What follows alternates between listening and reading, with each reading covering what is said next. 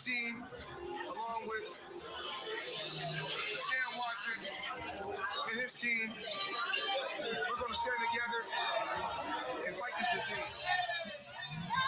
I've come this way before, traveled through the open door, circumstances navigated the path, and life happened all so fast. No, they got lonely, sometimes you see, I know we couldn't make it, even when I'm offbeat, I still land on my feet, and nothing can shake me, cause I know life took a hold on. I never, this is where I am destined to be. I'm not ready to give up. I believe in the miracle of life. Life's a paper, no rehearsal. Learn quickly, they'll come for your role. Games get played, can't take it personal. Cause the devil is a liar. I'm telling you the truth. Hey. It's all in what you do. Hey. Some things you gotta do. Hey. Hey. Hey. Hey. Hey. It's fight for millions. Take a second, see the blessing in it. But much expected, much is given. When I made the living, now I'm giving back to children. Never let the power come first before your happiness. Yes, you can be the best if you go the distance. Mix a little sweat with your persistence. You know that the best things are never instant. Just shine, let them see your brilliance. Get up, open up your eyes now. It's the moment of truth. No backing down. We're bringing it through like for the children, it's a given. You gotta give it, be a blessing.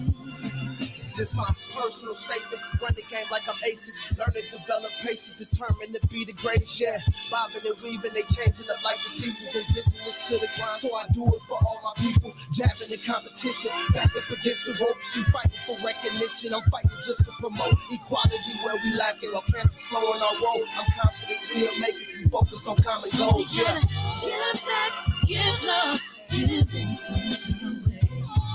Never give up, stand tall to fight another day. 2 toes, 2 feet, I stand on the ground. I'm going battle and fight this final round. Life's a paper, no rehearsal. Learn quickly, they'll come for your role. Games we play, can't take it personal. Cause the devil is a lie. Telling you what to do, it's all in what you do, some things you gotta do,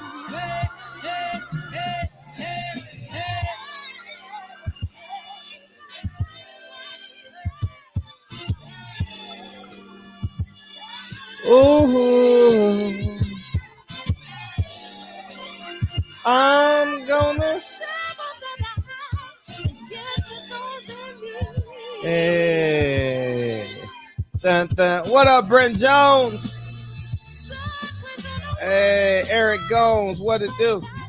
Lee Green.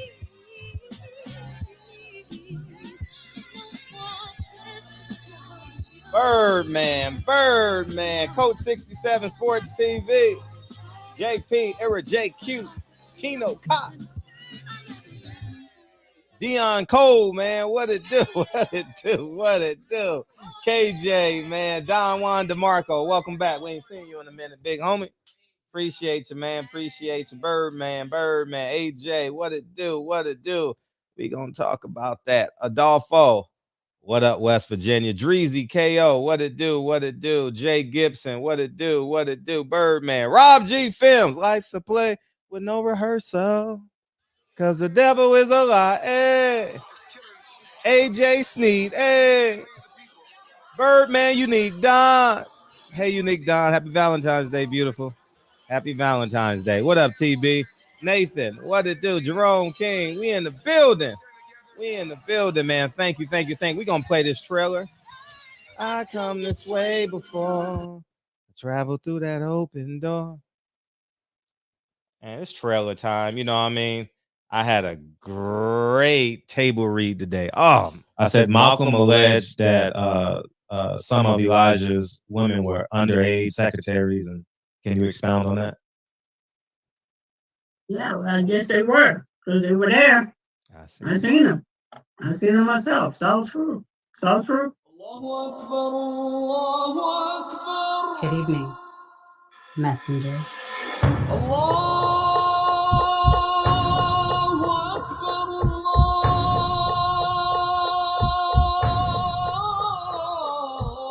You convinced us that you were the last messenger.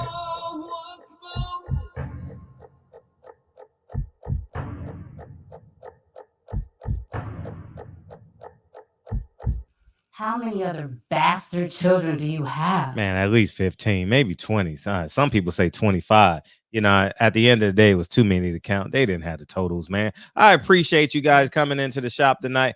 Happy Valentine's Day to all. Thank you so much. I truly appreciate y'all coming in because y'all damn sure could be doing a lot of other things. You know what I mean? So, yeah, man. So I just want to say thank you guys for coming in. And, yeah, man, we got an interesting show tonight, man. It was brought up last night in the show. What's up, KB? And Jay Gibson.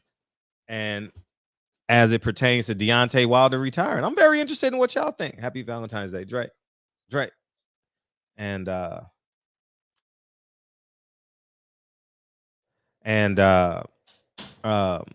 it's I'm very interested on y'all. I'm curious to see what people think. I'm very interested because I'm satisfied as a Deontay Wilder fan. I'm satisfied. He fought. Now we know the best heavyweight on the planet 3 times. There's nobody else that I really want to see him fight. I'm not really, you know, I'm good. I'm good on Deontay Wilder. If he want to come back and get a win and do like a hometown fight, I'll go support him. You know, why not? And I'm cool with that. Most athletes do that anyway. Like when Emmitt Smith retired, remember he played for the Arizona Cardinals. He came back and was retired. He got a 10-day contract. Well, they do that in the NBA, but they give you whatever it is, and they retire you as a Cowboy. They do. I mean, it's so many things. So I'm with that. But I'm Deontay Wilder. I believe he gave us everything. I genuinely believe he gave us everything he possibly could. I respect his preparation for Wilder Fury 3. He gave us everything. You know, Duncan Pendergrass is coming in the building tonight. We're gonna talk about his new album. Hey, Pastor Wilson is a hit, dog. Pastor Wilson is a hit. So I'm definitely looking forward to talking about his music and y'all going to his Instagram, Duncan Pendergrass, and supporting his new project, which dropped today. And my roommate's album actually drops next week, February 22nd. We're gonna promote that too. Hopefully we can get him in here. You know what I mean? And we can slice that up too, because I know y'all would have loved to talk to my college roommate about me as an adolescent or as a very, very, very, very, very young adult. You know what I mean? So yeah, sapiosexual, man. I'm excited. Pastor Wilson is my favorite song right now. And it's a mixtape. And if you guys don't know anything about mixtapes, Nipsey Hussle, when he was talking about 50 Cent gave him some advice about, no, make it a mixtape so you don't mess up your numbers. You know what I mean? So if you desire to make it, create a deal with the labels, you know, they won't base it off of those numbers. So keep on building your brand, put out mixtape after mixtape. You know, to us it's an album anyway, basically, you know. So but I think it won't count against SoundScan or something like that. Well, anyways, man, we in the building, man. And I want to have this conversation. Joe Rogan versus Snoop Dogg. What's worse? I'm interested, man. So let's open up these phone lines, man. And he'll be in here any moment, man. And we'll move forward. You know, we got Cooking with the Champ in the building. We'll do that in about an hour. Man, we rocking out, man. We rocking out tonight, man. It's all about us, man.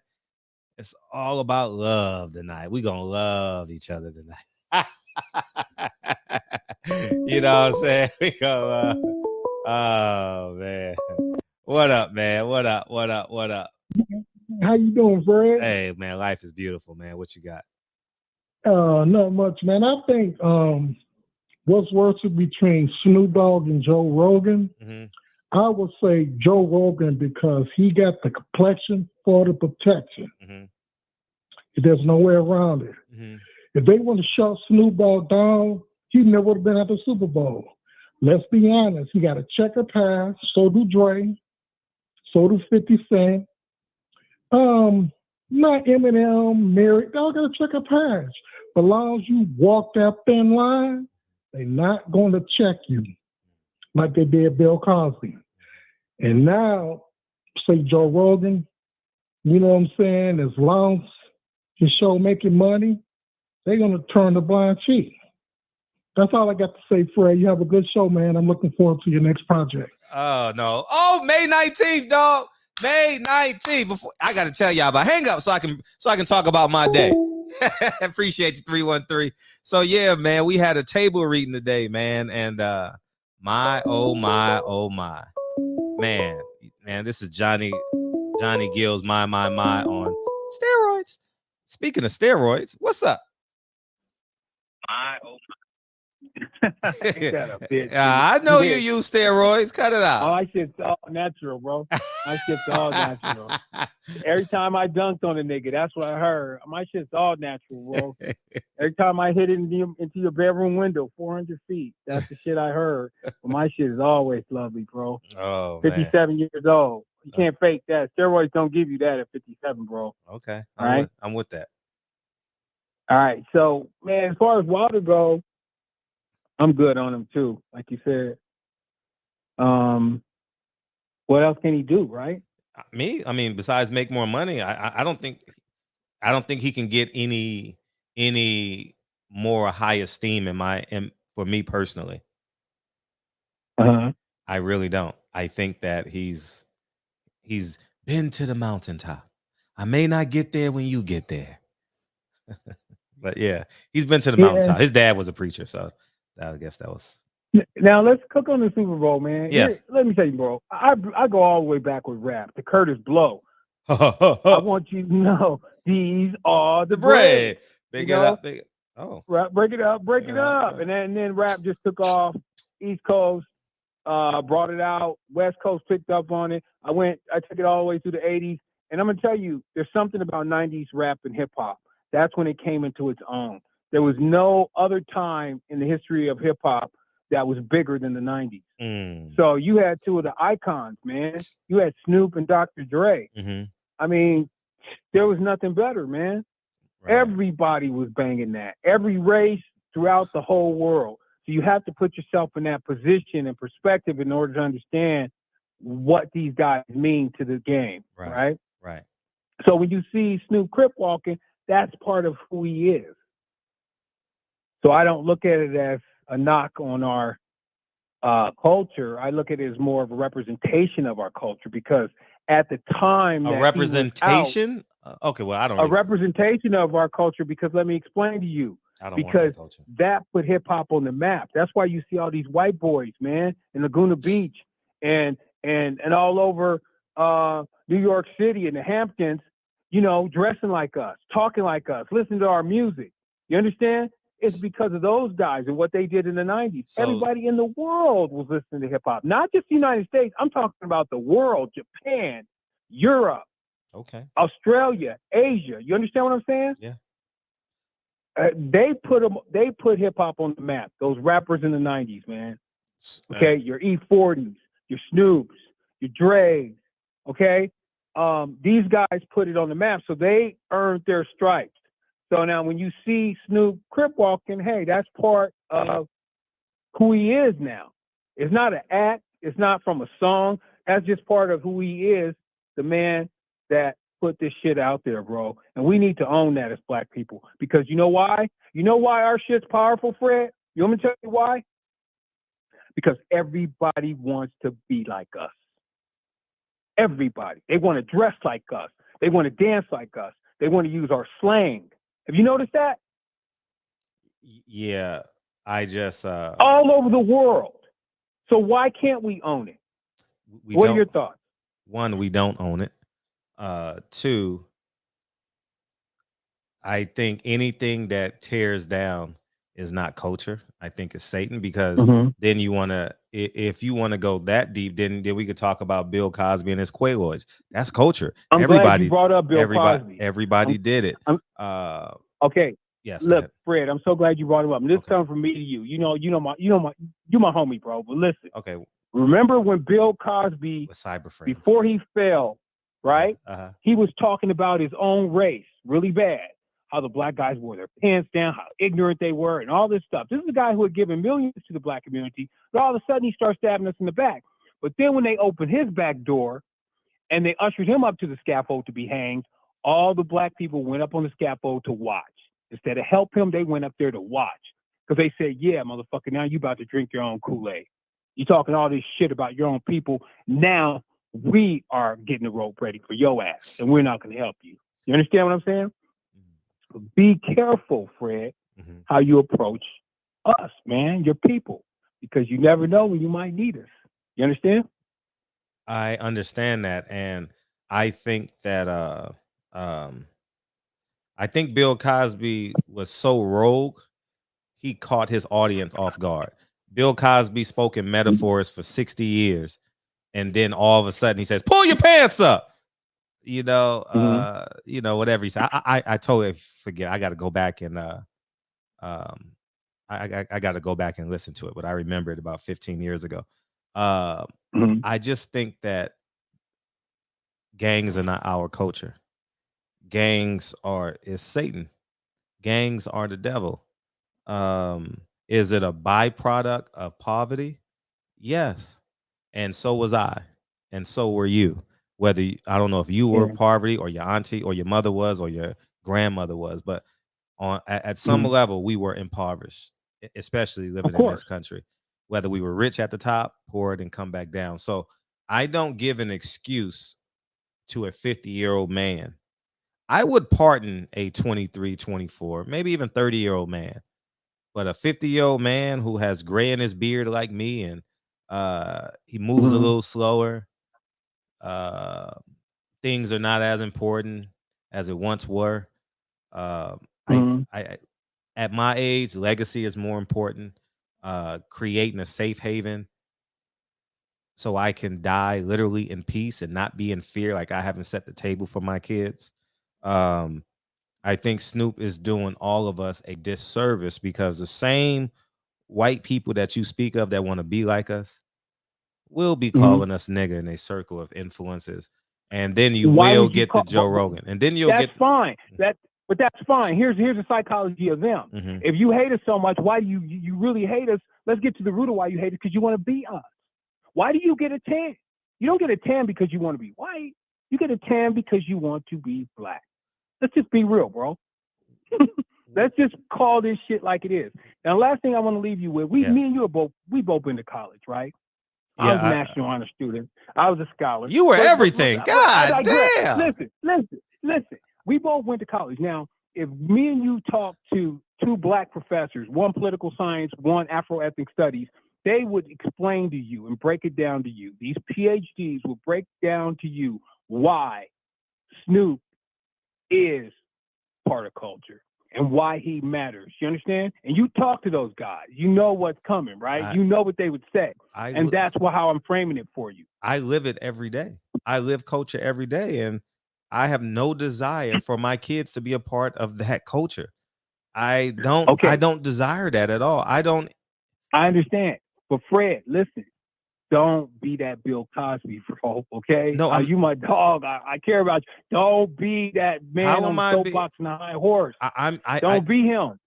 Because when your back door gets open, nigga, you don't want somebody lynching you. You want them trying to pull you down. You understand? Well, I'm going to get pulled down anyway. I'm not concerned about that. At some point, by who? By them?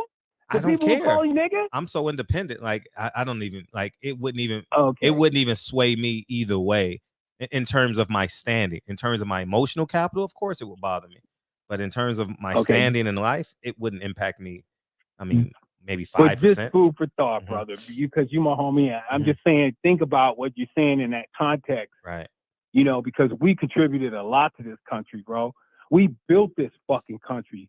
We don't have to ask anybody for anything. We don't need an explanation for anything. We don't need an excuse for anything. Right. We built this fucking country. Yeah, but we don't didn't talk about building it. We didn't watch other people build it. We didn't beat other people's asses while they were building it. We were the ones who built this fucking country while getting their fucking ass beat. You understand what I'm saying? So we need to own our shit, bro. Ain't nothing wrong with that. And the day that becomes a problem, then that's the day you got to look at that man in the mirror. And you know what Michael said about him? What? Sometimes you got to make a change, bro. I'm out. Change. Peace. Peace. I don't know what the hell he was talking about, Charles, but I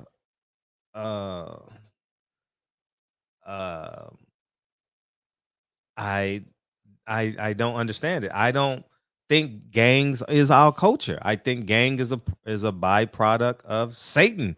Gangs is I mean, how can you be a gangbanger for 15 years? I understand how the argument, well, they didn't give us nothing. I have empathy towards that. I really do.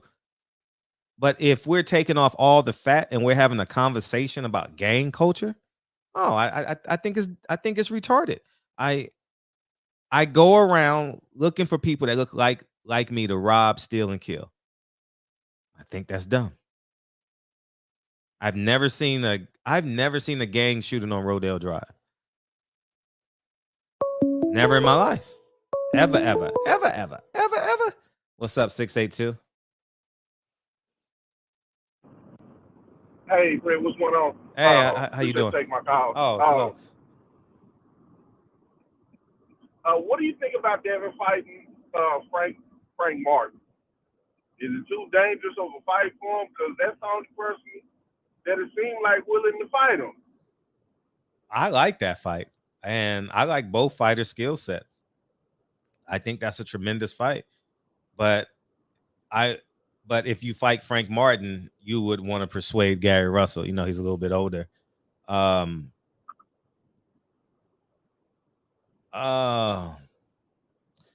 don't know who would win that fight. Give me an hour, and I'll answer that question.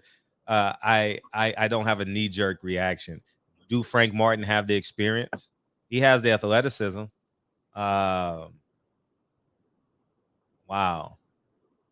You know, I would favor Devin Haney. I would favor Devin Haney for the simple at 135. For the simple fact, Frank Martin is just starting his career at 135, and Devin is ending his career at 135. So I would give him the physical advantages and the actual in-ring experience. So I would give Devin the nod on that one. Yeah, no, because I was catching up on the show from yesterday, and you got to create an opponent. If Frank Martin is a hell of an opponent to create because he's from a big market, well, he's training in a big market, and you could sell out the star possibly. You know what I mean? With the strength of, you know, who's behind Frank Martin. Right. And, you know, he got a few ties, you know, Devin, I'm saying, in Dallas, you know, 14,000, that ain't bad. I like that. I like that fight. Al wouldn't go for it, but I like that fight. Yeah. Yeah, I was gonna say, you know, you can get the zone to pay for it, shit, because you're not gonna come up with a better name than that's willing to fight you. Because I believe George Kambosos never intended on fighting. He's just using the name to generate some buzz for himself. You know, and he's gone through that. So once the other side starts duck tactics with Devin Haney's camp, they need to start moving on faster. Because good point. Good point. As the time go on, you allowing these people to clout chase you to a certain degree now, and everybody's done it. Like, this shit is repetitive, and it's kind of disheartening for his fans personally. You know what I mean? Go ahead, make your offer. If they don't sign within 48 hours, tell them fuck them and move on to the next person, because you know, at some point you got to start acting like a champ. And to me, You know, when you Good waiting on point. motherfuckers and trying to see if they want to do it, it's too many other people that you can create, especially as a champion. Because Floyd Right. created some people that wasn't great. Robert Gross You know Guerrero. what I Ain't no mean? way in hell he should have fought him. Ricky hadn't had a whole country behind him, but he wasn't no hellified fighter per se.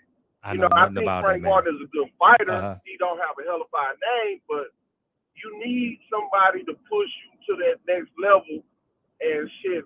You know, stop fighting these Mexicans, man, so that you can showcase all of your skills and all of that to gain the popularity and the notoriety that you're looking for. Because chasing scared fighters as a boxer, you know, after 2 or 3 weeks, it makes you start to look kind of weak. You know, not saying that he's weak or trying to be undisputed, but once the person that's holding all them belts is running away again, you got to you got to stop the chase and throw another name in the hat that's willing to go. Because I feel like every fighter needs to fight at least 3-4 times, and you wasting time on somebody who don't necessarily want to fight you, and you allowing them to cloud chase you for months at a time, that shit ain't helping either. But I like that. You know, I'm glad you think said about that. And I'll be listening. No, thank you. I'm actually glad you said that, and I hope the Team Haney is listening. Move on from those guys, and that will, because I think the fans are kind of exhausted. You know what I mean? Not that they're not supporting Devin, but they're kind of exhausted from the same narrative. You got suspended again for fighting. You know what I mean? You know, my only thing is, like, to me, I wouldn't know who Brian Garcia was if he wasn't clout chasing Devin. I think we just to put him on the sideline. Like, why are we talking? I'm flabbergasted. I'm actually flabbergasted that he gets so much attention in our community. I don't understand it. Now, I did say when he was leaving Golden Boy, I was very interested in signing that guy. And I reached out to his team. I spoke to one of his representatives, and they decided to go somewhere else. But after that, and he started, the clout chasing began. You know, I just stopped. I don't give him, especially the past year and a half. He's just been on one, and it's just, you know. But I would say even with Teofimo, like, to me, they let that saga go on too long. You know what I'm saying? Like, too long. You know, hang them on the duck tree and move on quickly. Right. You know what I mean? Make these people the offers that are reasonable, that you know. Right. You know, they fighting that lightweight shit. You ain't making middleweight money, motherfucker. Do you want this $400,000 or not? Right. Take it or leave it. Right. You got 48 hours. Right. Hour 49, we sliding down to the next person, same offer. Fuck you. And then put the shit on social media, hang that picture on the duck tree. You know, this motherfucker about to become a hellified ornament. You know, it's a lot of ornaments on that motherfucker, but shit, you know, and move on quickly, because I want to know 90 days out when you coming back. Because you letting clout chase go on 60 days plus it comes. Right. You know what I mean? And it's fucking me up as a fan. I'm with you on you know, it. Hopefully they're listening. I only fuck with the zone for one fighter and shit. You let these people, you know, now I got to check out Ryan Garcia because he potentially could fight you. He shouldn't let that narrative happen. Right. Because truth be told, you know, George Cambosa's got at least 5,000 to 10,000 more eyes on him just for using your name. And there's nothing you can do about it except move the fuck on. Yeah. I'm with you on that. That's all I wanted to say. No, I appreciate you. Thank you. Like, peace. He gets too much attention on our platforms. I'm just gonna say it. That I don't even say his name here. I don't even break news with him. He gets more attention than Antoine Russell, who is the best fighter. He is the best prospect. Excuse me, let me digress. I'm not gonna say he's the best prospect.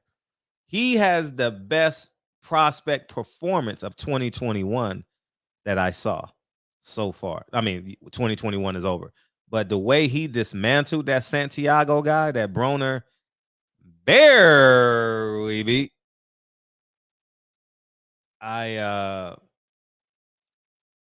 yeah, I think that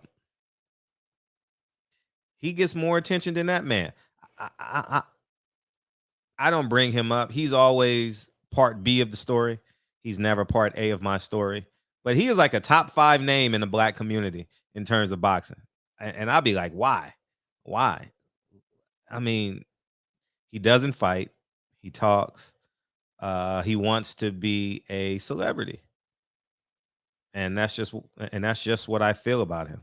He fighting is a part of his celebrityisms. So if that's a term, I don't know, but yeah, you get what I'm trying to say. So yeah, man, I just think that I think Devin and them should hey, you got 14 days to accept this, or are we moving on? Are we moving on? Because like you said, he is the champion. And I see, even though the WBC don't respect him as a champion, I respect Devin Haney as a champion. You know, he got the belt how he got the belt. Devin couldn't control that, man, and I think it's truly unfair to Devin that they are presenting him in that fashion. I think Devin has done. Man, listen, Devin does everything right. The worst thing he's ever done, well, outside of the apology, was get a tattoo of his dad. Like, come on, man. Come on, man. I mean, he's honoring his dad on his tattoos. He ain't saying F women get money. You know, I mean, he got a picture of his dad on his leg. I mean, that's the worst thing he's done in boxing. He don't drink, he don't smoke, good character. He looks you in the eye when you talk to him. There's nothing wrong about Devin, and he don't deserve it. And I think it's a play that they gonna have to try and figure out and move forward about the email champion and all that. Um, in terms of the business, I do think the business is out leveraging Devin Haney and his team, and I believe I did my part in foreshadowing it. Wow, when's the last time I used foreshadowing? I foreshadowed this last year, this time, as we promoted Gary Russell and Devin Haney, and um, so now we'll see where they go from here. They have a promoter that smile in your face, backstabber. Uh, Eddie Hearn is married to the Zone. He ain't married to his fighters. Bob Arum is married to ESPN.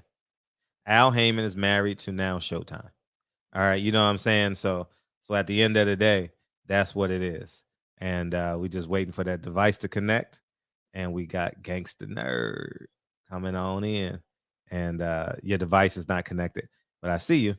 And so I think that's it, man. I think he gets a bad handshake. And sometimes I really feel, I wouldn't say bad because he's a grown man now. He's not 19 and 20, and his dad is a strong figure in his life. But I sit back and I just want him to get in front of the story sometimes. You understand what I'm saying? Be like, I don't care. I'm the champion. It took me 27 fights to get here. Like, I'm the man now. I'm the man. I'm not chasing you. I'm offering you a fight. I'm not chasing you. I'm going to repeat this. I am not chasing you. I am offering you an opportunity to fight the champion. That's it. But we ain't going back and forth with this. No. So I think he has to do a better job at understanding how to get in front of the story. And it comes with experience, you know. This is him and his dad's first fighter.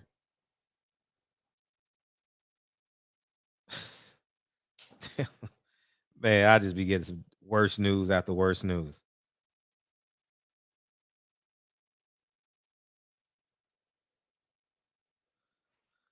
Man, I'll be giving these people too much power, man.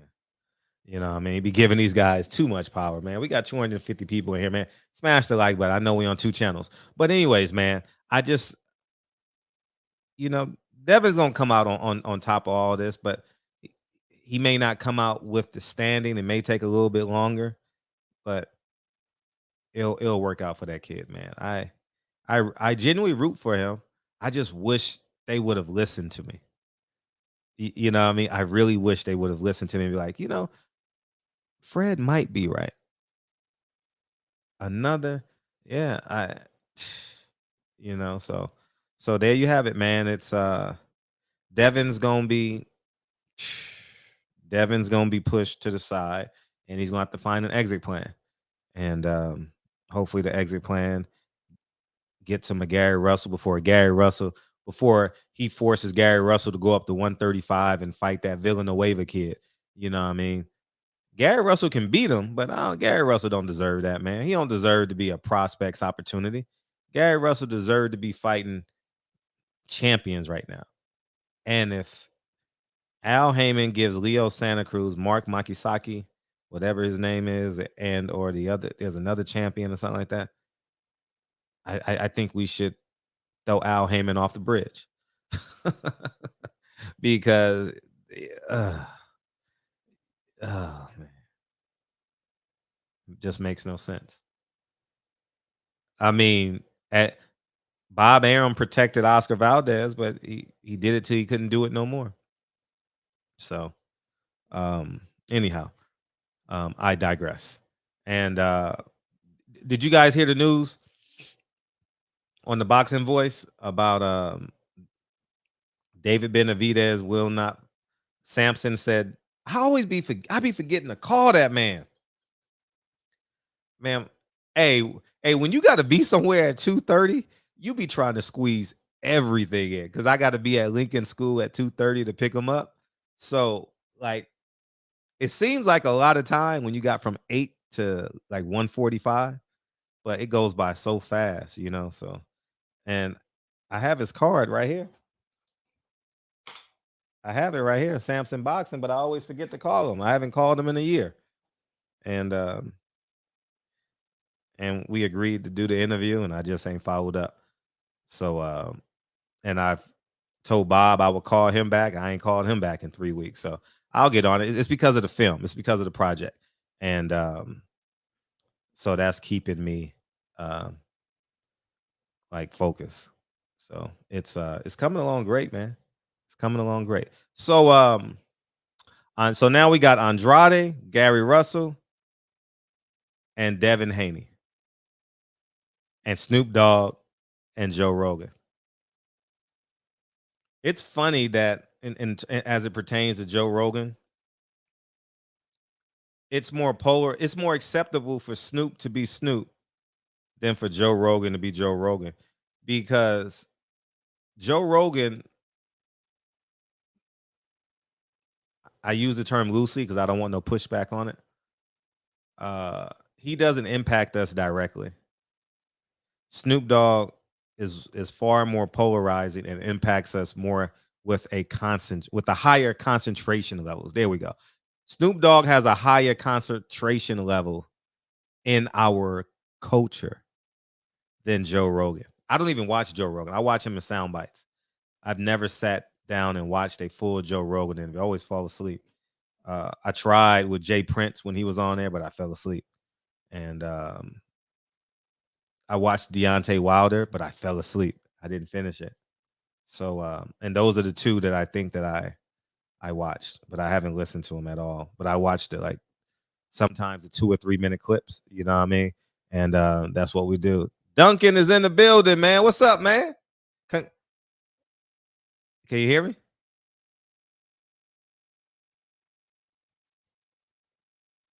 Mr. Penderhughes. All right, I'll bring him back. Just let me know when you be. Just cut your camera on when you're ready, and I'll see you. But yeah, man, device not connected. You were just in the building. Yeah. Can you hear me now? Yeah. See, and I'm glad you guys are bringing up Nipsey Hussle's name. Nipsey was 33 years old. And honestly, I'm human, so I can understand the separation process. I can understand him working through his iniquities, working through his flaws, working through his old friends, and matriculating to being an honorable man. It takes time when you're entrenched like that. You don't just cut it off because you have relationships, you have friendships, you have business partners, you have normalcies in your life that are attached to you have normalcies that are attached to that gang life. So I think that Nipsey was progressing his way out, and especially he has some quotes that are very powerful when he said he was going to go do a mission, and he said the guy that he was going to go do a mission with and do harm to had the same Zene Sequoia as him. You know, he walked like him. He did, and he said he couldn't do it. You know, he even said it in one of his songs. Killing black people never did nothing for him. You know, um, and that's why I don't hold them in the same breath. Definitely don't. But Malcolm X died at 39. The man didn't even make his 50th birthday, man. Imagine if Malcolm would have got at least to his 50th birthday, and then we'll be begging for the 60th, right? But 39? Do you understand? Like, half your life was gone? Yeah. Or Fred Hampton, 21? Man, when you put that in perspective, man, it's demoralizing. It really is. And so I can, and Snoop, I mean, not Snoop, but Tupac, 25. Pac died at 25. And I knew Pac he was still in that element, but his foundation was of art. His foundation was of being a I'm trying to think of the term, but I can't think of it right now. 267, what it do? What it do? What it do? Fred, what's going on? Hey, what you got? Let me just say a question. I don't understand. I'm not going to just say you, but a lot of people do it. Romanticize the career and life of Nipsey Hussle because he had a business plan or a business moniker of Black empowerment and ownership, and vilify Snoop. The only thing indifferent between the two of them, the difference between the two, is that Snoop has never preached about Black empowerment, Black ownership. But on the same token, they've always promoted and propagated their inclusion in that specific organization of being Crips. On every album, every mixtape, it was known that Nipsey Hussle was a Crip. On every album and every mixtape that Snoop's been in, he made it known that he was a Crip. Even when he's in white, let's say popular white culture or pop culture, he never changes the fact that he's a Crip. He never dilutes it. He never ushers it out of the conversation. In fact, he put it on, as you noticed, he put it on full blast for the world to see yesterday on a program that millions upon millions of people seen, where he said on several occasions, Crip, Crip, Crip, Crip, Crip. Nipsey Hussle has done the same thing. He didn't get the platform that Snoop had. Maybe if he would have lived a few more years, he was starting to get popular with Victory Lap. But how is it that we romanticize, you seem to do it too, how are you romanticizing the person that does the same thing, who's done the same thing? He never renounced his gang affiliation.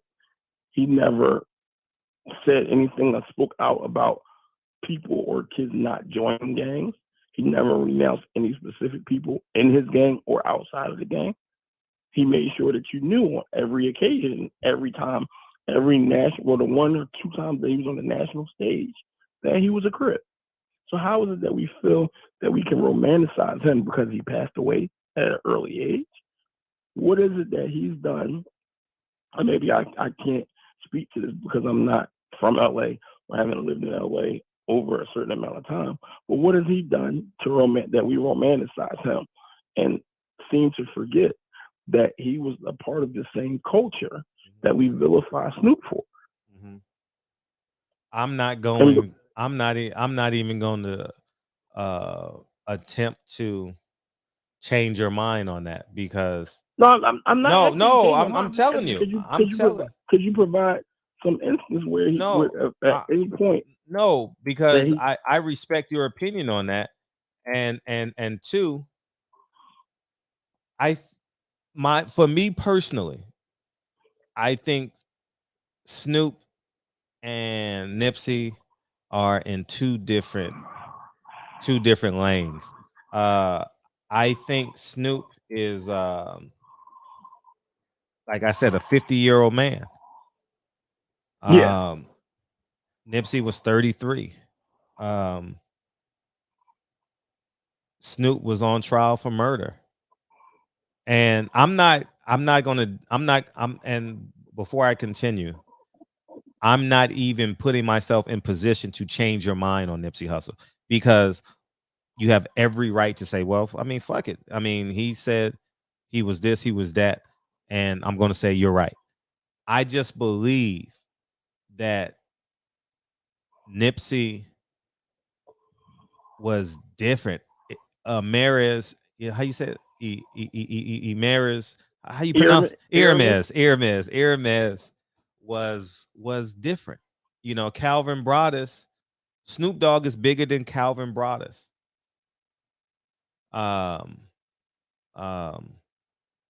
Aramis would have been bigger than Nipsey. And I think now people are in admiration of Nipsey's potential. That's a piece of it as well, especially in my community. You know, I'm close to Slauson and Crenshaw. I saw Nip every morning when I took my kids to school. And I saw the people he employed. And I think that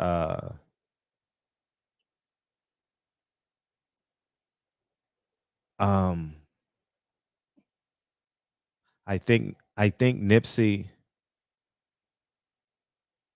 has a higher aptitude than Snoop, and I think we saw it at its genesis. He was just beginning.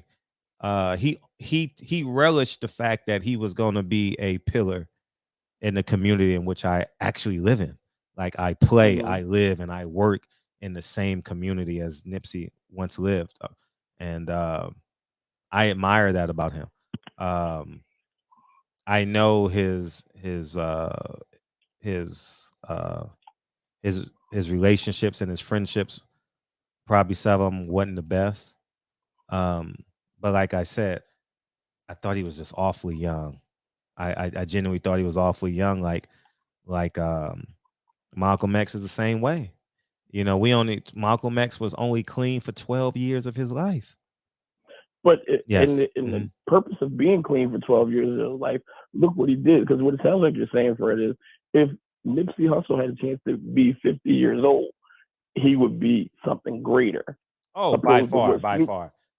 He would have. We can't attribute or just hypothesize that because he had his, like you just said, he died at 33, unfortunately. That's the age that he died at. I mean, I'm not comparing to Jesus Christ. Jesus Christ only had 33 years. And look what he did in his young time. You're referring to Malcolm X, and Malcolm X only was clean or made a positive impact in 12 years, and he died when he was 38. As a free man. It's not about what would he have done if he had extra time. We can always say that. But what did you do when you were here? I'm with that. When you were here, you procreated Crip culture. You did, and did nothing to show the difference. So who's to say that at age 50 he would have put down the Crip rag? We can't hypothesize and say that would have happened because at age 33 or 34 he didn't put the rag down. He had the platform of ownership, and Black ownership was a great platform. But I'm pretty sure I've heard of a lot of people that were, how can I say this? I've met a lot of people who stood on the wrong side of an ideology. Doesn't make them any less smarter or their beliefs as far as economic policies any worse. But their personal choices does not negate what they've done. But we can't say that, oh, Nipsey would have transitioned and he would have been a great leader. He had 30 some odd years to do it. So I'm not downing the person, but I'm just looking at what he had. And I do find it appalling at what I do agree about what you said about what Snoop did or how he was allowed to do it on a national stage. But you have to look at not what was done, but who allowed him to do it. Why was he allowed? I mean, everyone knew Snoop Dogg was performing with Dr. Dre. The reason why I say that was years ago, about 3 or 4 years. When did Beyonce perform at the awards? About 3 or 4 years ago. Somewhere in there. And I seen someone speak to Dick Gregory, and they were saying, "Why? What do you feel about Beyonce and her pro-black behavior, or her being radical for the culture, and her having all African American women and symbolizing and showing Black power and a depiction of black the original Black Panthers?" And Dick Gregory said something profound. He was like, "This wasn't the Super Bowl practice. I mean, the Super Bowl performance isn't something that you have as a live impromptu concert. You have to perform. You have to practice these things for months and months at a time, and you have to okay these things. So if Beyonce was putting an all pro-Black ensemble with all these Black women dressed up as in the Black Panther attire, whoever put that show together knew it. So whoever put that show together yesterday knew that Snoop Dogg was going to wear that blue outfit that was the insignia of a blue rag. The question is not who did it or when he did it, because we know who Snoop is. But the question is, why was he allowed to do it? What was the purpose of allowing Snoop Dogg to come on a national stage and wardrobe has to be okay? Because if we can't say that. We can't say, oh no, he chose his own wardrobe, or wardrobe's not a problem. Because look what happened years ago with Janet Jackson when they accidentally or purposely exposed her nipple based on the wardrobe and said it was a wardrobe malfunction. They said, no, it's not, because we checked the wardrobe. So somebody had to let or hand Snoop that outfit. So rather than blame Snoop, we have to blame or look at the entity behind it. Is it the NFL? Is it the advertisers who know they're going to be on in that time slot after or before? Or do we blame Jay-Z, who's supposed to be in control of the Super Bowl halftime performance? So if we're going to vilify Snoop first, we're going to have to sit there and think about who was behind it. And when we dig deeper than that, then we can have an honest conversation. Because Snoop is just the front man. He doesn't make foregone decisions. He's a Crip. We know he's a Crip. He has no intention on showing anything else that he's not a Crip. But just look at who and what was behind that particular performance. And I've been on too long. I want you to play the song. I think if Kyle been on already, he played the song on me. So I appreciate your time, Fred. Just think about that. Just think about, instead of thinking about Snoop being that person and behaving in front of our children, in front of tens of millions of people, think about who wanted that to be seen. And when you think about that, that's when you can get to the real problem. Okay. All right. Appreciate Back in the chat. Thank you. Enjoy the rest. When's your film coming out? Do you know? Do you have a target date? My what? Your film. May 19th, man. May 19th. I'm shooting on his death and dropping it on his birthday. Yeah. Okay. Is it going to be? Is it going to be a smaller film? Like it's going to be a little bit longer. It's going to be a little bit longer, but. Yeah. I felt like I wanted more. I know you did. It's coming. It's coming. I really did. It's coming. No, I'm not talking about in a part 2. I'm talking about if you ever re-release it, maybe you will re-release like the B-roll or whatever. Because I felt like when she was walking out that hallway, it was supposed to be something to it. Like maybe she seen somebody else. Maybe they yoked her up when she went down in the bathroom or the hallway, or they snatched the cross off her neck. But I felt like it was supposed to be some more. It probably was, but. I'm with you on that. May 19th, you'll have my support. Thank you, dog. All love. No problem. All right, the guest is in the building. Give me a second, KB and Champ. What's up, big homies? Your album dropped There we today. go. Yes, sir. Yes, sir. Sapiosexual. That's Blade Brown. This one called Blade Brown. Sapiosexual was my first one. The first one. Yeah.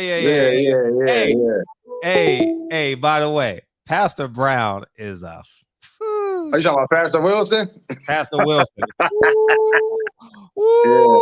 Good looking, bro. Good looking. Yo, that joint fire, dog. You know where that came from. You know where that came from. Uh-huh. I was inspired. You know what I mean? Facts. Nah, but that was there. I took it there. Went to my roots, you know what I'm saying? Back to my gospel roots a little bit. Yeah. No, that was love, man. And how's it feel, man, to drop a project on Valentine's Day, dog? Man, it's the second year in a row. Second time I did it. I'm gonna make this a thing as far as my annual releases. You know what I'm saying? Beginning of the year, first quarter, I want to do everything. In February on the 14th, Day of Love. You know what I'm saying? Give it to my fans. Show them love at the beginning of the year. They'll show me love for the rest of the year. You know what I'm saying? Wow. It's a great, you know what I'm saying? Just a strategy I want to go with. It's smart though. You know what I mean?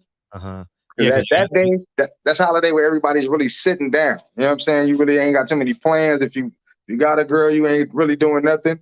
Y'all might have some y'all go out, listen to the album. You know what I'm saying? Bang my album. You know what I'm saying? Right. You want a cupcake and a cake? You know what I'm saying? Listen to Blade Brown. You know what I mean? You know what I mean, bro? That's it. That's it, man. You know what I mean? How long did it take to do it?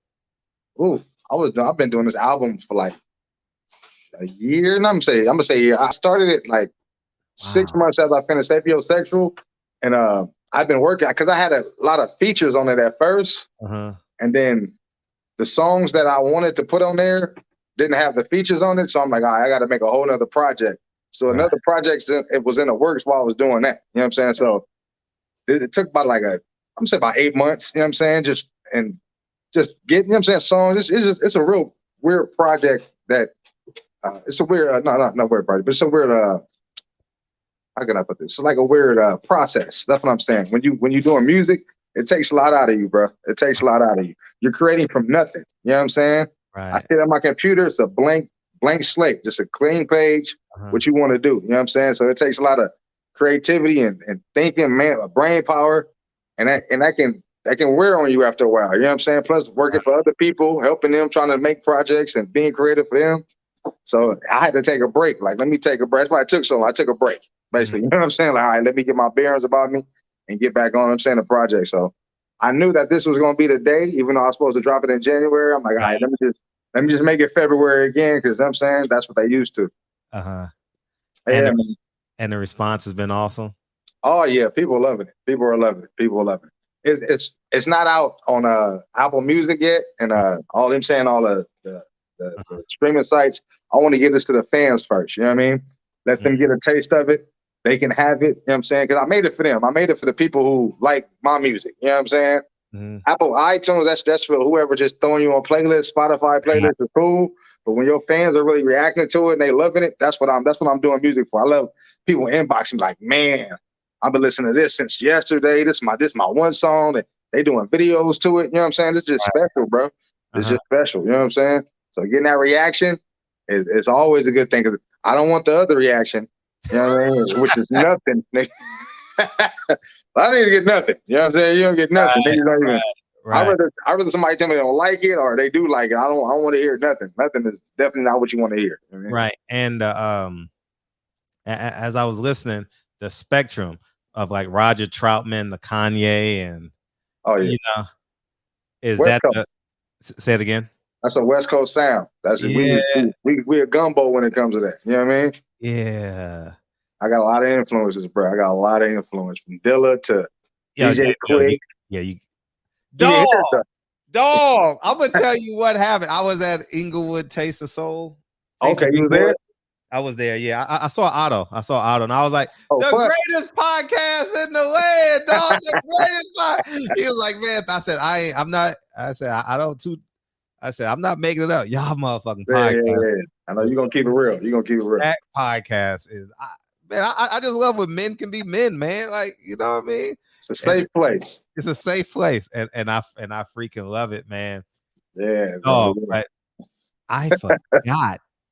I forgot about DJ Quick, dog. Oh yeah. Quick is that guy. He is that guy. He is that guy. I got a great reminder Saturday night.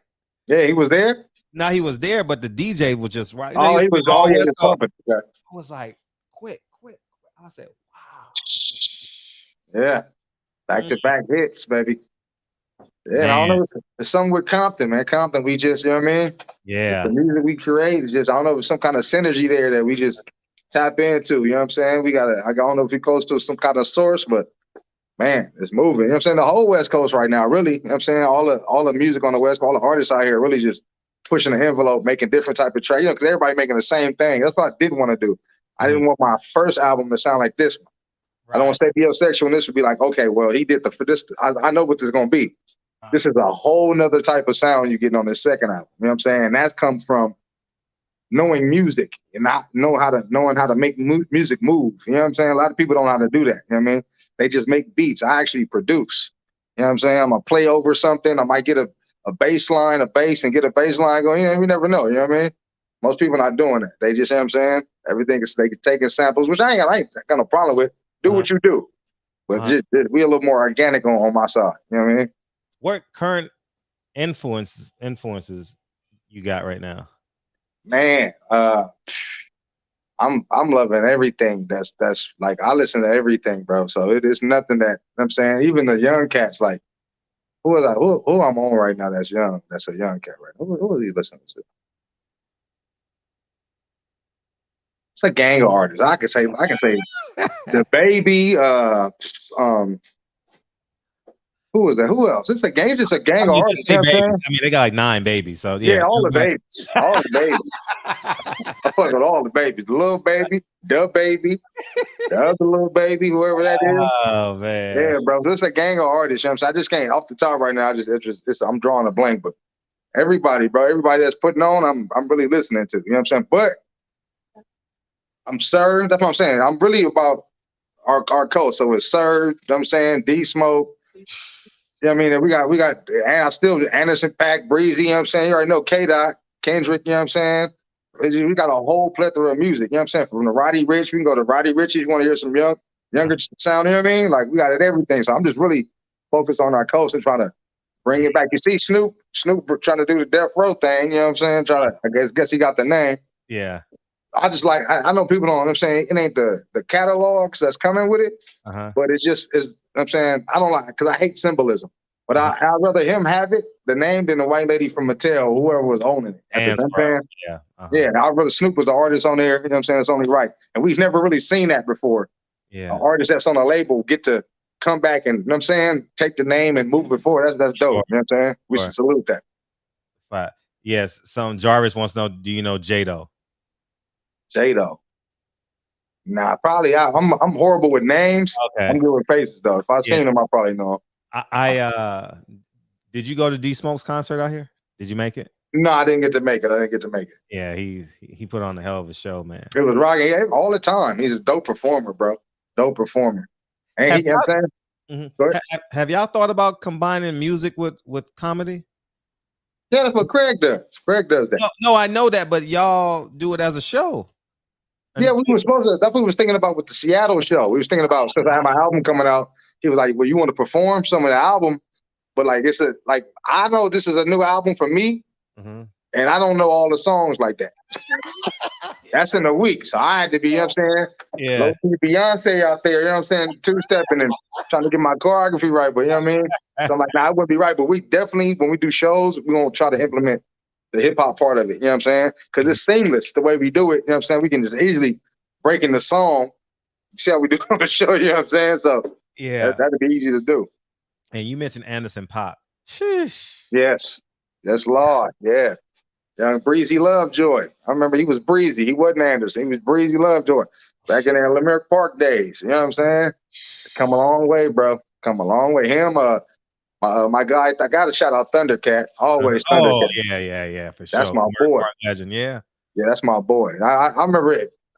he was 15. He had just got that Thundercat tattoo. He was 15. He wanted his daddy to know. He was like, man, how can I hide it? I was like, man, I'm gonna tell your daddy. So he gonna find out either way. You know what I'm saying? So man, I remember, it was a young cat. He always been dope on the bass stuff. Always been like a savant kind of with that shit. You know what I mean? Like it's crazy how like talented he is. Him and his brother. His brother played the drums. Brother ill on the drums too. Yeah. Yeah. There. And that with Bruno Mars, that's a hell of an album. Oh yeah, the Silk Sonic, yeah.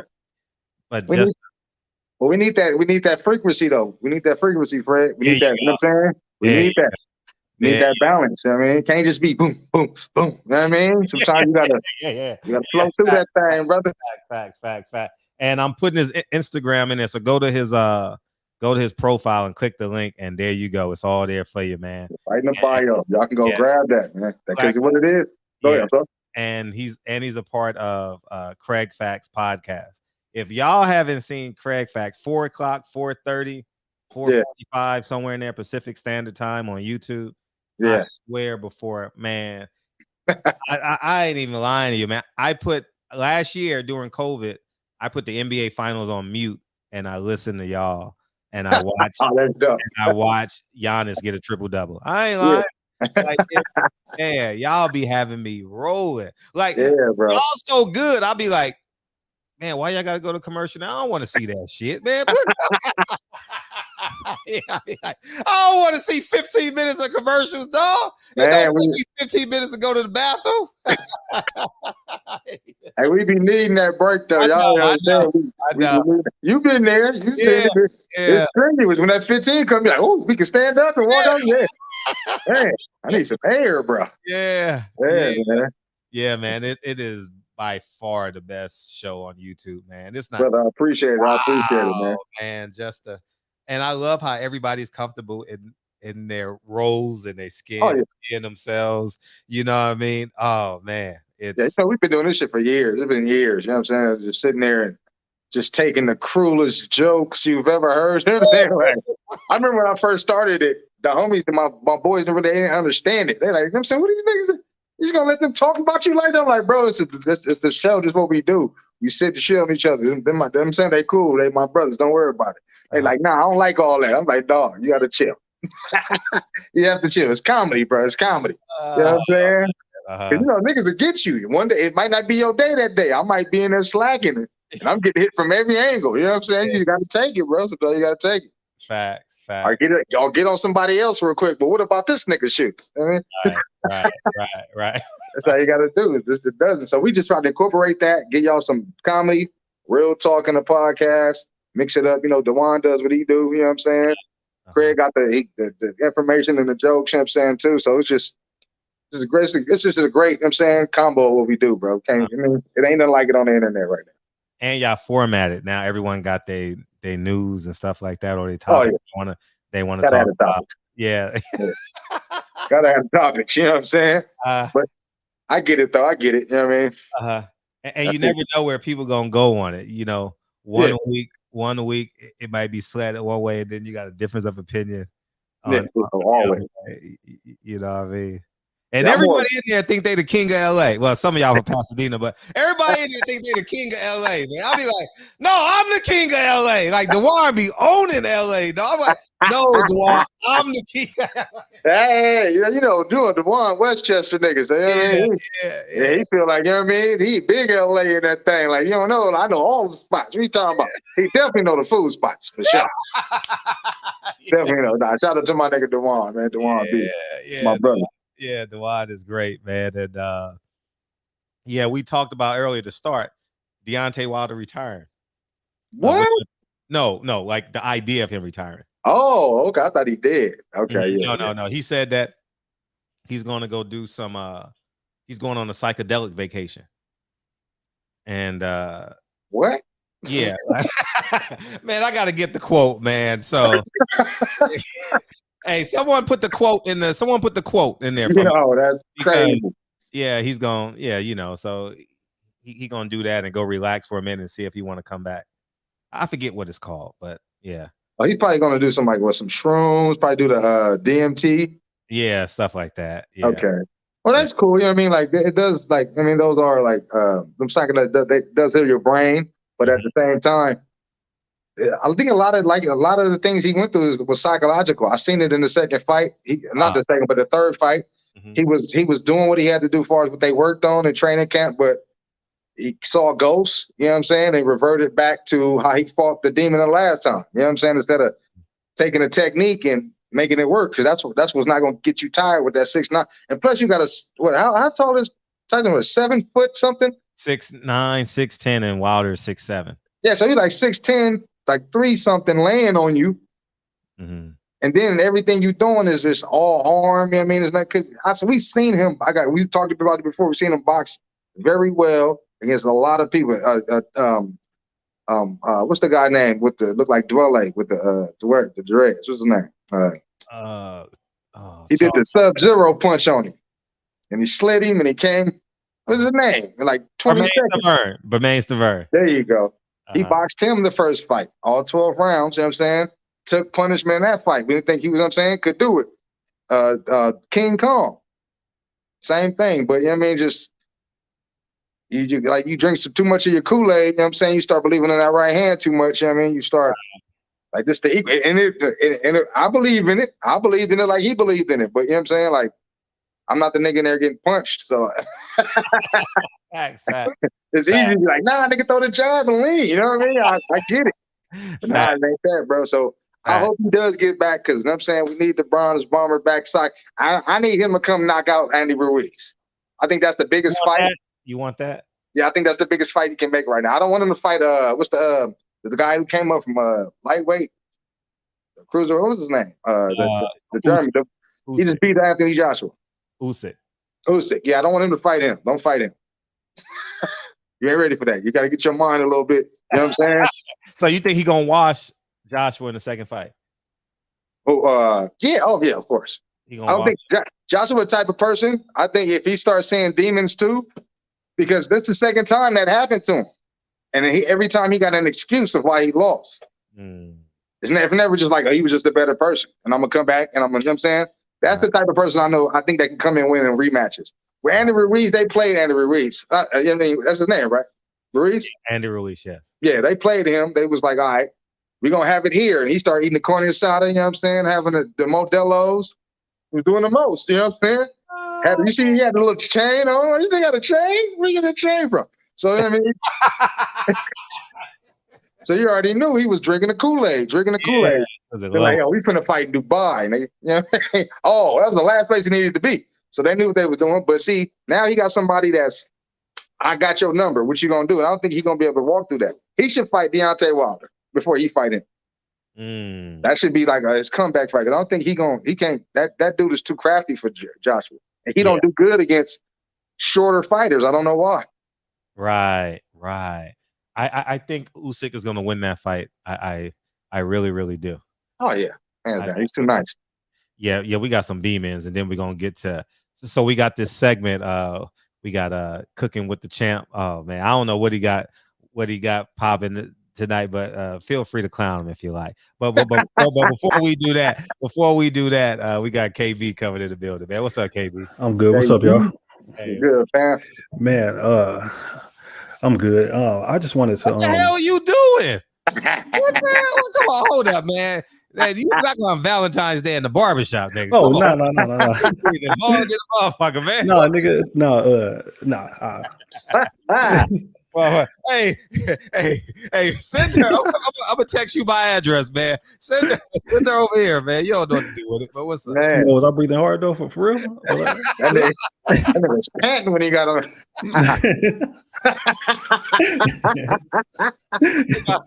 Hard about to go out and shit. I was gonna talk about Deontay Wilder, man. Yeah. I think that Deontay Wilder that he should retire. But if he doesn't, I think that he should fight Anthony Joshua. That Anthony Joshua should be his comeback fight if he does not retire. And only because I really want to see that fight. Like that's the one fight in boxing like that I really want to see besides the Crawford and Spence fight. Okay. And hey yo, and Duncan, Peace. hey, what is the name of your album again? Blade Brown. Blade Brown. Okay. Yes, sir. Blade Brown. Yo, I wanted to oh, and I am a fan of the whatever podcast too, the Craig Listen, Facts brother. podcast. You're a Yeah, factor, huh? You're a Craig factor, huh? For sure. Oh yeah. Oh yeah. Yes, sir. Yes, sir. We enjoy you, brother. We enjoy you. Yeah. Yo, so I got a quick question for the both of y'all, right? As far as Joe Rogan goes, right? Like, see, I'm around a lot of people and stuff earlier today, and we was talking about Joe Rogan, him saying the N-word, that kind of stuff. And I was like, and my point on it was this. I was like we shouldn't even fight for that. Like we shouldn't try to go against him actually whatever saying that. Because if we do, like there's always somebody that is coming out or whatever, right? Back in there's always somebody coming out or whatever, right? Back in that or something like that, just like the one MMA dude that came out and he said that Joe Rogan is my nigga, right? Like so I feel like we would be fighting something that's never gonna like change. Like know what I'm saying? Like I just think that that's like the weirdest shit ever. But what did y'all think though? Like what you think? You want me to go or you? Okay, go ahead, Brett. Go ahead. I think that you make a great point as it pertains to it's cyclical. I fight because it's conversation. It draws interest and it's topic for me, but I don't care about Joe Rogan. Like I don't watch him. Like I've never sat down and said I'm gonna watch a 2-hour programming of Joe Rogan. And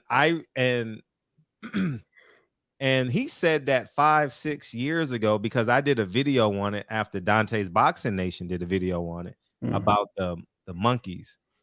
The Planet of the Apes. He said it was actually in the Planet of the Apes. I'm not sure if you saw that, Duncan. And I actually did something on it. And the flip side of the coin is just my perspective. Hold on, Fred. You sound like Transor Z. Nigga. You got your mic is little T-Pain. Is it? How is it now? Are you still T-Pain? Really? Damn. You sound straight to me. I don't know. Maybe it's on my end. Go ahead. Oh, okay. I think that in order for me to win, Joe Rogan has to win this battle. Because because of censorship. It's sad and true. It's like I equate this to when Donald Trump said what he said. They banned him from Twitter. Ridiculous. I don't want him banned from Twitter. I don't have to like him or dislike him, but I don't want people's civil liberties being taken away because I want to say what I want to say about people. Exactly. Facts. I don't like Craig Facts. Like I know there's some things that they can't say on YouTube, although I get it because I watch the show religiously. So I can kind of finish people's sentences when they talking and stuff like that. But how about if you're a new fan or you just really want people to hear what they got to say? We like, oh shit, we on YouTube, so we got to use code words. But I just don't believe in censorship at all. I don't have it in my house per se. I have structure, but you're more than welcome to disagree with me. And so I think Joe Rogan has to win this for all of us. I agree. I think he has to win this, and people going to say, I'm not siding with Joe Rogan. I think whether you're a 5 or a 10 as it pertains for your disdain for him, I think it's valid. But he has to defeat this machine. And if he defeats this machine, then it gives us it only can aid us, I believe. Yeah.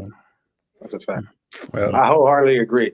I'm come from the other side because I do watch Joe Rogan. I think I look at it like this. I think that sometimes we gotta be careful how we're race baited. And black people are very emotional when it comes to that. You know what I'm saying? Like they know keywords to say to us. They know how to run certain articles. They know how to take certain clips of shit to make it look like, okay, well, that was like, because they got a clip of Joe Biden saying something that another senator said, and he's saying, yeah, hang the nigger, and I want the nigger this and nigger that. You know what I'm saying? But it's not. It's just a clip. In context, he's saying this. But my thing is, I don't feel white people should say it, even if they're trying to say what another white person said, because you're still using the word anyway. But I don't get emotional about it. If it's in context, I am, because at the end of the day, we're grown. And we got to be intellectual about speaking with each other sometimes. So it's not all misunderstandings. You know what I'm saying? So that's what's going on with Joe Rogan. And plus, he's kicking CNN's ass, bro. Let's just be honest. He's doing 11 million views a podcast. You know what I'm saying? And that's too much power. Like, the media is being wielded as power in society right now. You know what I'm saying? They sway elections. They make people a martyr, or they can make you a pariah. You know what I'm saying? Whatever they want to do. They can make you hated, or they can make you the most loved person in the world. You know what I'm saying? Like, but if one person can sway 11 million minds with just a show, 2 hours of sway, and he be on there smoking weed, and he like, I think that's bull. I don't believe it. You know what I'm saying? Then the real person that you, not the corporate person at your job that has to be a political correct person, the person that just at home and can sense the bullshit when it comes. You're like, yeah, he has a point. Because it's logical at the end of the day. You know what I'm saying? He's talking to the logical person, not the emotional person, because they're not gonna hear nothing anyway. You lost them when you said something about monkeys 10 years ago. You know what I'm saying? In a movie theater. You know what I'm saying? Making a poor tasting joke. And once a cat like that keeps talking and like, look, I made a mistake. I shouldn't have said none of that. There's no get back for me from that. I just gotta apologize. I shouldn't have said any of that. Even though however the context was. Once he owned up to that, I gotta be like, look, why do they keep pushing that in my face then? As me, I don't care. Okay, I let it go. But you have certain, and he said, but you still want to listen to him after he says that? Like, so when he's bringing on scientists and they talking about scientists, it has nothing to do about race. So why should I care about that? But this episode is not about that. You know what I mean? You can't kill, what my boy DeJuan say all the time. There's no perfect messenger, only perfect messages. We keep having a messiah complex as black people. We want to take our information from the gold faucet of water. It can only be golden in the golden cup I have to drink out of. I cannot drink out of a dirty cup. That's not what Jesus would do. No, that's not even you're not listening. That's how they fool us a lot. So that's a lot of race baiting. That's a lot of CNN knowing that it's an investor call coming up with Spotify, and they're going to be reevaluated, and that will bring the valuation down. Damn. You got to hurt them somehow. You know what I'm saying? So it's a lot of politics that go into this media thing. We just, as black people, we got to start picking our fights a little better. We can't, you know what I'm saying? Just because, they saying that, they saying they got us emotional with the Stop Asian Hate thing, right? Yeah. But what I say, a couple months before that, they had Asian men dragging black women by the hair out their hair shops for not paying the $10 for their nails. Right. But they forgot all about them videos, though, and just showed the 1 or 2 of some ignorant black kids fighting some Asians. You know what I'm saying? So this is all media propaganda. So black people just need to be a little more logical with our thinking in our think tank, bro. Right. I agree. It seems like we jump on everything, on every little. It's like, man, that's some bullshit, bro. Like, what the fuck? But anyway, so it's exhausting. Yeah. Isn't it exhausting? Damn, it's exhausting. It seemed like every week it's some new bullshit. Like, it's like, man, come on, man. But anyways, though, man, I do appreciate y'all, and I will be listening to the album. Yes, and, sir. Y'all have a good night, man. Oh yeah, it's exhausting. And appreciate you, man. That is so true. Because I'm ring champion. We got you next, Troy Ingram. And what's good, fam? How you doing, brother? How you doing, man? My guy right there. Oh, now y'all just gonna chuckle together. Oh, the hell is that? I want to ask you a question, man. I'm gonna let Fred finish his statement. Go ahead, Fred. No, I'm good. Oh, what's your daughter's email? Erica's. Okay, I got it. Okay, cool. I hope this is it. Because you got one from Erica, that was the one a week before, and then you got one from Ariel, which was the latest one. Oh, she deleted it. What happened? She deleted it. Who did? Let's see. Let's see if I got it. No. Okay, not Erica. Ariel. How you spell Ariel? E-R. Eriel. Uh-huh. So you don't have the other one? Look for it right now. I'll look for it. Go ahead. I'll look for it. Yeah, you should have too. Mhm. Duncan, my brother. Yes, sir. Yes, sir. Let me ask you a question, man, because I have not been able to get a good answer on this. So why is it that every time black people are disrespected by these other groups, why is it that we feel that we have to put on the cape to go and show how much we love these people and we stand with these people, even though they have blatantly disrespected us? Why is it that we feel we have to put on the cape and stand with them, and the shit that they do and say against us? Mm. I don't understand that, man. Can you answer that for me? Well, I'm gonna say this. I think a lot of that is upbringing. You know what I mean? We were raised a lot of us were raised religious. You know what I'm saying? And the book was Christianity most of the time. You know what I'm saying? In that book it says you don't strike back at people. You let Jesus handle that. You know what I'm saying? And if they wrong you, the best thing you do is turn the cheek and pray for them. And that makes you the hyper. But in real life, that doesn't really translate. You know what I mean? If you get smacked in the face by somebody, if you don't react to that, you will continue to be disrespected. You know what I'm saying? So that's why I was talking about the Stop Asian Hate thing. We quickly, when they brought up some footage of some young black man fighting an Asian guy, they they passed legislation with that. You know what I'm saying? Right. That's a hate crime now. You know what I'm saying? And still to deal with us, how we gonna look at it as, okay, well, yeah, we'll take, oh yeah, well, they shouldn't have been doing that. But like I said, months later, there was a black woman getting dragged out by her hair by an Asian man. That's all. She didn't pay the $10 for her nails. You know what I mean?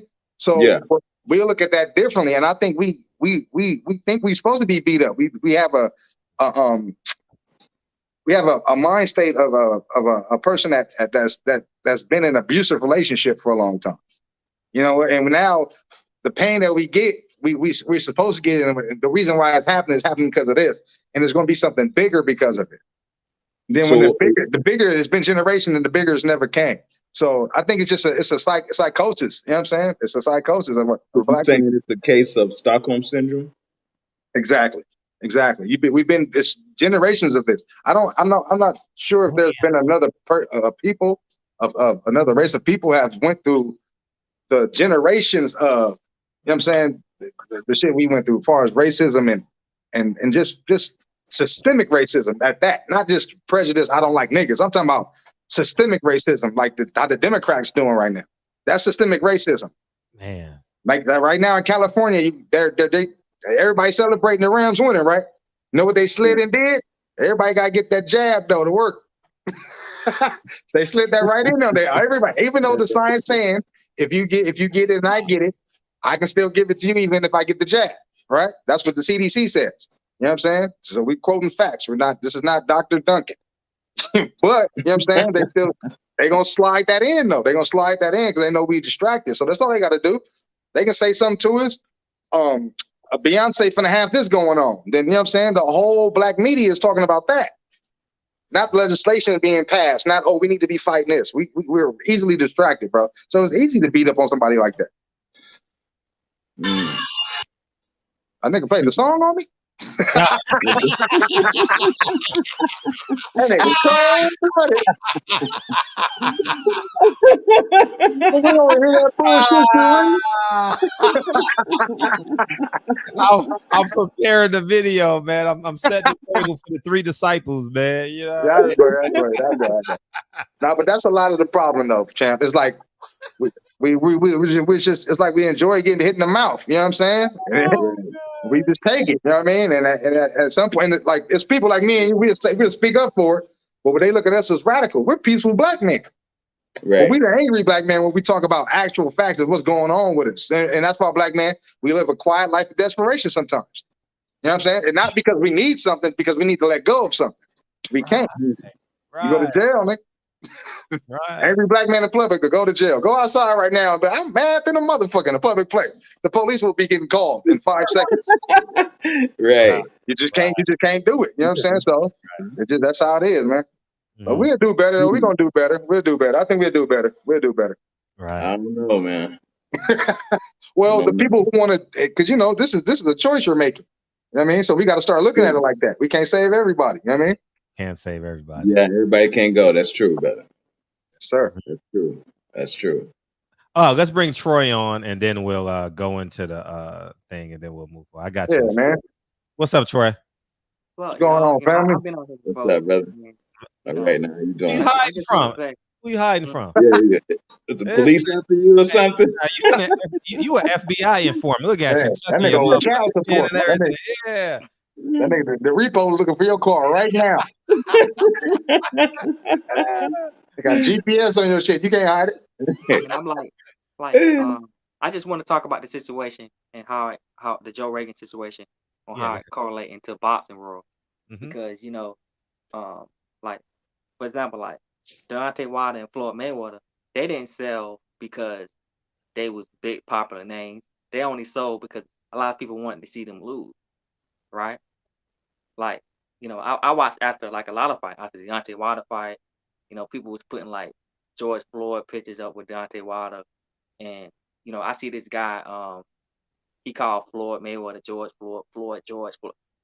It's all kind of racism in boxing that don't get talked about. It's like after Floyd versus Canelo fight, before the fight, it was actually a Mexican Floyd fan, and he got jumped by a whole bunch of Mexicans because he was supporting Floyd Mayweather. And Hey, that'll happen at a Raider game, though. people was calling him a mayate. People was calling him all kind of names. The Mexican dude? No, it was after the Floyd Mayweather Canelo fight. Oh, they was calling Floyd Mayweather. Okay. And it's like I saw it after the Pacquiao fight too. People was calling him all kind of slurs, and it's like if we let Joe Rogan get a pass, then should we let people get a pass for disrespecting Deontay Wilder and Floyd Mayweather? No, it's no pass. You don't have to give nobody nothing, brother. That's the joy about having freedom. He said it We over don't all have to be 7 times. unified in our dislike. He said Planet of the Apes, nigga this and nigga that. I'm like, and he got a Yeah, I black know what you're daughter. talking about. I seen the clip. But somebody called his daughter the N-word. Like I said, nigga, what nigga the nigga that would he be mad? Like it's just like Jewish people would never let their people get disrespect like that. No, not at all. Look at that guy, Miles Leonard. He said something on a video game. He ain't even in the league no more. The Jews don't play. And I think that black people got to be like the Jews. We got to be like that. Like people, that's why people could go out there and shoot a black woman, shoot a black man in the street and get away with it. Because we don't do nothing. The Jewish people do something. The Asian people, they went out there and did something. The Mexican people right now, they fight for immigrants. They're out there doing something. Yeah, that's the thing, but we can't compare ourselves to them though. We can't do that. We can't compare to immigrants because listen though. Listen, this is why they can. I think Deontay Wilder was overrated, but I still would support my brother. What? Hold on, brother. I think he was like he ain't no skill fight, but I still supported him. He ain't no skill fighter. He got a bronze medal in the Olympics. So you know what I'm saying? Just like Crawford, I think Crawford overrated, but I still support him. What? You know what I'm saying? You know what I'm saying? Man, get the song ready for that. I think there's a lot of overrated black fighters, but I still support him. Hold on, hey Fred, you gonna play that song, Fred? Or what is it?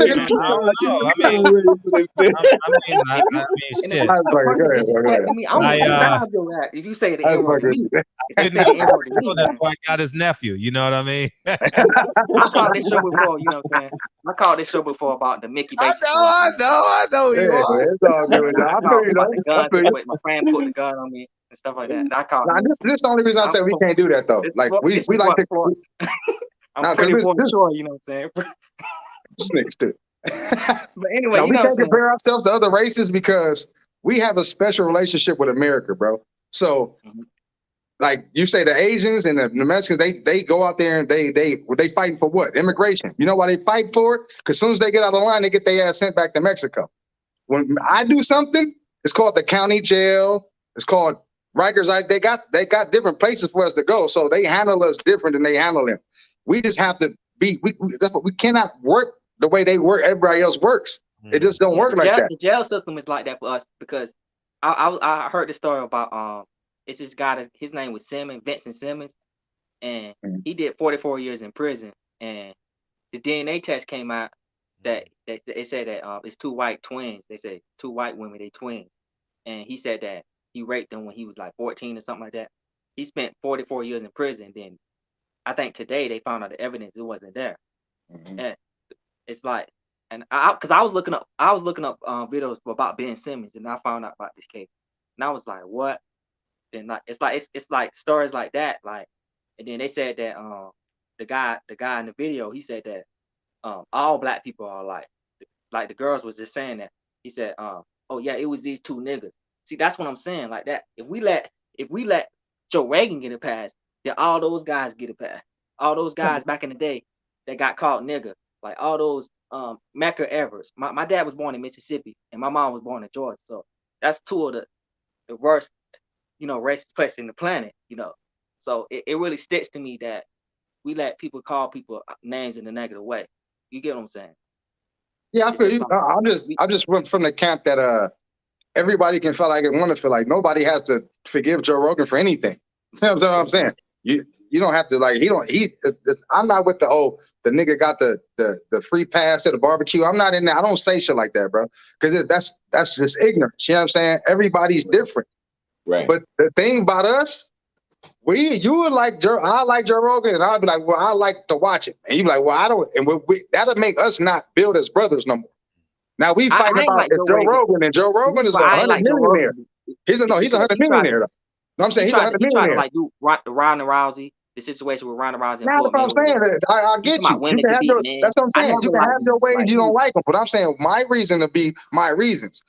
But what I'm saying is fundamentally what I'm saying he represents is free speech on the internet and being able to say what you want to say about certain situations without censorship. Now, when you want to get into racism, we have a president that makes laws against us that we voted in. Majority black people voted him in. When it was time for us to use our power, we didn't think like you thinking right now. So that's what I'm saying. No. Trump was actually taking up for Joe Rogan, calling somebody a nigga. No. See, I don't care about that. See, there you go. I'm just saying that's the same thing. You don't want to call it legislation. No, Joe Biden passed the 3 strike laws. I don't care about a nigga advocating for nobody. I'm talking about legislation. If you don't commit the crime, you won't go to jail. That's simple as that. 3 strikes law was simple as that, bro. You got to look at the laws. You understand what I'm saying? Those were based on race. Okay. Why we get mad at why we trying to free what's her name? We trying to free what's this guy named Kanye West trying to free for putting George in our. See, you're inflating 2 issues. You putting George in our. But we get mad at Biden for saying he putting the crack pipe. We try what Larry Hoover. He giving us crack pipes when y'all trying to free him. That was standing. Explain it. Why is he doing crack pipes? Why is he? Why is that George in our community? He put George in our community. Larry Hoover. We get mad. We trying to free him, but but y'all say y'all get mad at Biden for putting crack pipes in our community. He's the president of the United States, fam. I don't get no correlation. That's not. It's not a correlation, fam. It's not a correlation. You're talking about a young black man from Chicago that sold drugs. Now, and to the president of the United States, those are 2 different types of. That's what I'm saying. They don't correlate. I know you was gonna go with that. That's what I'm saying. They don't correlate. The president of the United States, these are people that change laws. They make you wear a mask when you go places. When you go to work, and you got to do a crack pipe though, or was it just some like trumped up story? What was it actually? It's a crack pipe. It's just smoke weed in that same pipe. Google it, black man. Google it. Yeah, you can smoke weed in that same pipe. I'm just saying. So I'm saying we should have a problem with that. That's systemic racism. That's something we all need to fight. Everybody needs to stand up against that. There's no, he said this before. That's wrong. Systemically, that's wrong for him to do that because he's the president of the United States. Larry Hoover is a young black man who sold crack when he was 28, 30 years old and made a mistake. A lot of young black men trying to feed their family. Drugs and alcohol has killed our community more than the vaccine. That's a fact. No, heart disease has.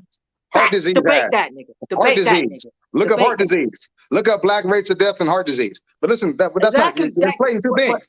Let's get back to what you're talking about. You mad at the vaccine? You mad at the vaccine? I'm not mad at anything. Alcohol. I'm not mad at the vaccine. In America than the vaccine. I'm not mad at that. I'm not mad at anybody making a choice. I'm mad at the anti-choice part. I'm at the part that you have to be mandated to do something. It's being promoted. That's un-American. It's not a choice, bro. It's being promoted. If I teach my son to be this and that, if I'm a violent criminal, most likely sometimes my son gonna be a vodka smoker. Nah.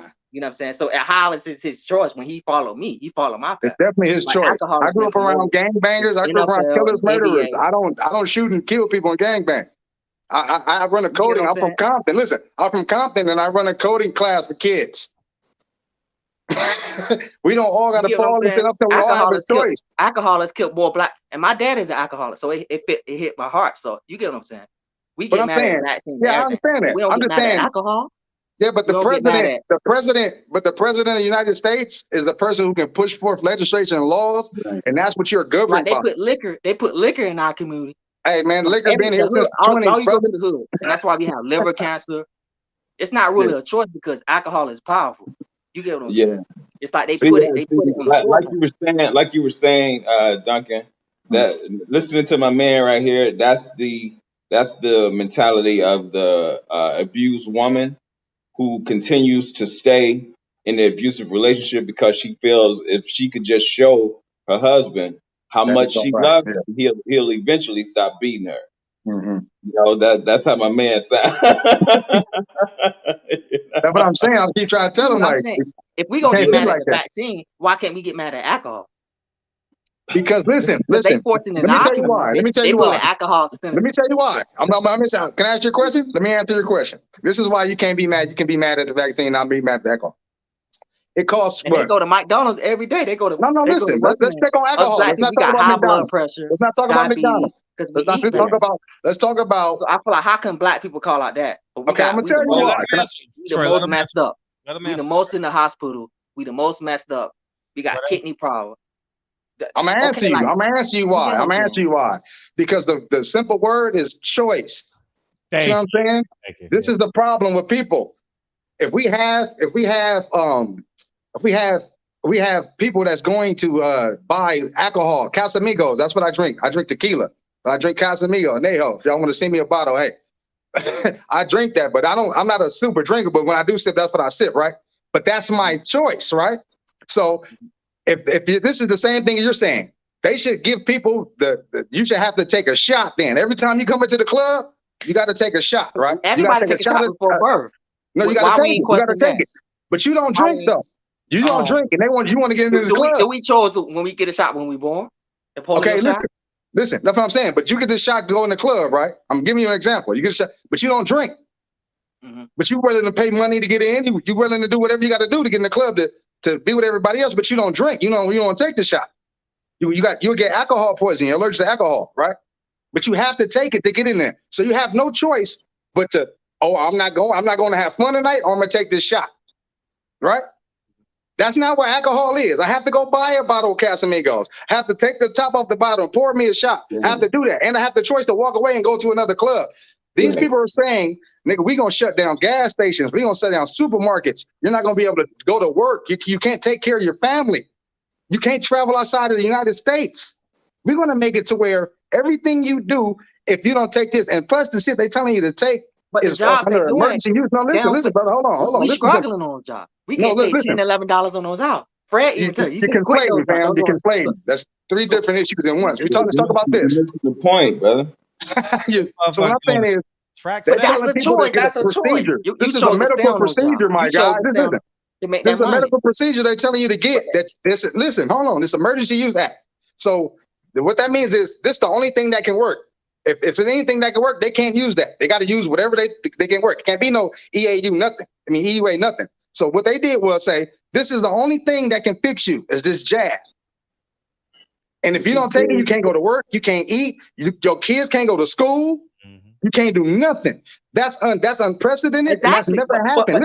But then can we say the same thing? Listen, hold on, but listen. Let me finish my point. You can track that. We all got choices. That's the company choice, right? That's the company choice. No, that's not a choice. That's not a choice. Is that the company choice? I said, is that the company choice, right? No, that's your choice. They're giving you as an employer. No, I'm asking you. The company wants you to take it back. Is that their choice? Is that their choice, right? There's their choice. They don't have to do that. Exactly. They can comply. You think they got to comply? Or you don't know how the corporations work, do you? Because you would not be slapping your knee. See, employees sit there and think they know how the bosses work. Bosses don't have to do nothing. They told private companies, you do what you want to do. If you was working for the government, you had to get the job. You had to get the jab. If you wasn't, it was up to your company. It was up to the boss that you worked for. See what I'm saying? So that don't make no sense. They did have a choice, and they went with the government. What the government was saying. Some companies were like, no, we're not. And the company that said, no, we're not, beat the government down, and now they're rehiring the people that didn't want to take the jab. So what I'm saying is, you have a choice, and if you don't have a choice, it's called mandate. So that's what you're dealing with right now. It's called mandates. You have a mandate to do this, or mandate mean mandatory. This is mandatory. Ain't no choice in it. You're mandated to do this. If you don't, you know the consequences. So they give you a choice. Either we shoot you in your head, or we stab you and you bleed out slow. Which one you want? Is that a choice? It's not. So what I'm saying, if you look past what you're seeing on CNN and stop acting like it's a left and a right, there's no blood and Crips in here. That's what black people think. They think the Democrats is the Bloods or the Crips or whatever you bang with, and the right is whatever you don't like. Nah, they both crooked. They come together to stick their foot in your ass equally. Right. All the whole to the ankle, my guy. Listen, to the ankle. Alcohol is worse than the vaccine. Snake, man. Do you think alcohol is worse than the vaccine? No, it's not. I don't care about alcohol. Okay, what has killed more people? What has killed more people then? Why does that matter? I'm just wondering why does it matter? Answer the question, bro. Answer the question. Because it's not a choice, because they put it in our community. They put it on TV. They put it on all that. So when you go to, every time you walk in a liquor store, nigga, you got to buy the liquor in there, or you just go in and they don't have nothing else for you to buy. They put it in the hood. They put it in the hood. They know people messed up in the hood. They know people that struggle in the hood. No, you conflating. That's why they put it in there. I'm saying that's a whole different issue you're talking about. Yeah, that's the whole. I'm talking about systemic racism and how black people need to quit being overly emotional and really be logical about how we make our moves, because that's how they are moving us into what we got to chop it out the bit. We're playing checkers. They're playing checkers. That's a fact. That's a fact. Alcohol, gun violence. That's what's killing the community. You think so? More than the vaccine. So you don't think our problems? You think people want to shoot and fight? You don't think it's economics? You think if people had shit, they would do that? If you got something to lose, you think you finna go shoot a nigga? You got something to lose, right? You ain't thinking about killing nobody on this camera. But that ain't a choice though, because we got a choice, right? No, what I'm saying is, if you have something to die for or to live for, you're gonna live for it. If you think it's nothing around you, or you see as niggas getting shot and going to jail, you're gonna act like that. So I'm saying it doesn't have nothing to do with people. They think like they had a case study about black people being more violent for some reason. There's a genetic, something in our genetic that makes us more violent, makes us more want to go to war. And that's the most asinine shit I've ever heard in my life. See what I'm saying? You're perpetuating that by saying, oh yeah, we are killing ourselves because we drink the liquor and the alcohol, and everybody drink liquor. White people own liquor businesses. What are you talking about? I didn't say it's a choice. It's called white boy wasted for a reason. No, it's called white boy wasted. But you don't talk about white people getting drunk and how you don't talk about that. You know why? Well, because their economics are in place. I said they put it in our community. I didn't say black people go out there and search to find it. I said they put it in our community. They put it on the TV. So they shouldn't have. So let me ask you a question. NFL, NBA, all these sponsors. Bud so you Light, mean to tell me if those liquor stores were black owned, we shouldn't? If all the liquor stores in the hood were black owned, that would be an issue. That wouldn't be an issue. We'd still have the violence we had. If black people had liquor stores, no, listen, I'm asking you a question. We own liquor stores in the hood. I didn't say we owned them. We owned them, no. Black people owned them. I'm saying if we did, we owned all these liquor stores, all these economic situations. We have ownership in our hood. Little black kids can come get a job, sweeping out the liquor store, sweeping up the back. They'll take pride in that. So they won't let niggas come hit up on the liquor store. They get punched in the face over that. Even Big Butch, you can't do that, bro. I work here. See what I'm saying? It's economics. It has nothing to do with people innately want to be angry and want to fight. I think black people will have looking at our see that's what Chant was talking about. We even look at ourselves like that. You know what I'm saying? So how you gonna get up out of that if you don't see yourself up out of that? You already on the bottom of somebody's shoe the way you talking. You saying we got liquor stores and we McDonald's. It's McDonald's and liquor stores in every neighborhood. You know it's not in every neighborhood. Listen, you know it's not in every neighborhood. Don't we all call out Floyd Mayweather for doing stupid stuff? He said, "Oh, he'll never be like Ali. He'll never." But even though he was raised in that, people don't get him a pass. Right? Give him a pass from what? Said, oh, he'll never be like Ali. He'll never be like this. He won't be like Ali. You know, Ali was a people's champ. Exactly, but he was raised in the hood. Ali can take his kids to school by himself in the morning. Can Mayweather take his school? No, can Mayweather take his kids to school by himself? But he's not like Ali then. Ali could take it. Ali was to walk down through the streets by himself and just get mobbed by people with love. Love. His gangsters protected him. You come over there to my Ali, you get shot. That's love. So I'm saying, that's what I mean by he not like Ali. Got beat down. Ali got beat down because he was messed up. That's not winning. 40-something years old. Floyd Mayweather could brother, you just listen. I'm gonna stop he because can you talk. dissing Ali now. Now you dissing Muhammad Ali. We're not gonna do that. Ali I can't have you talk bad about Muhammad Ali now. Dog. I can't do No, that. I'm just saying. No, I'm not saying that. I'm saying you said Ali he got beat down. You talking about Ali got beat down. He couldn't breathe. He couldn't walk. He had to go to the bathroom with somebody. Floyd didn't have to do that. He never lost. He beat all the great white hopes. He beat all the Mexican hopes. He beat everybody. He didn't have to go through that. I'm not saying that. I'm not saying bad about Ali.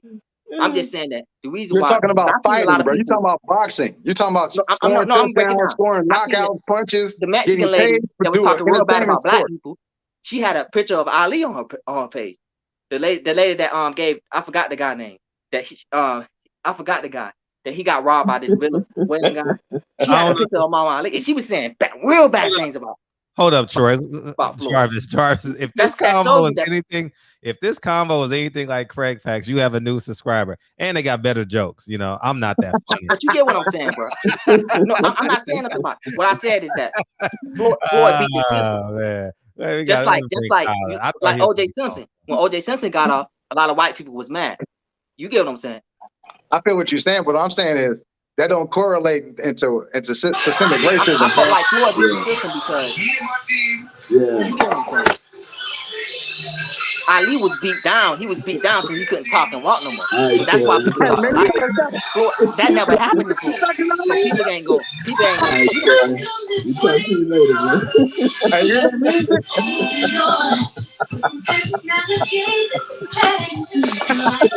That's your bang too, You know, Fred. how would you?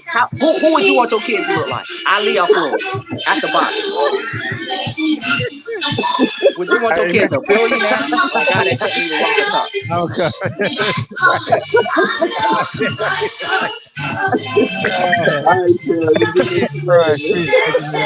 I'm from Duval, you know, to 904. Y'all subscribe to my channel, you know.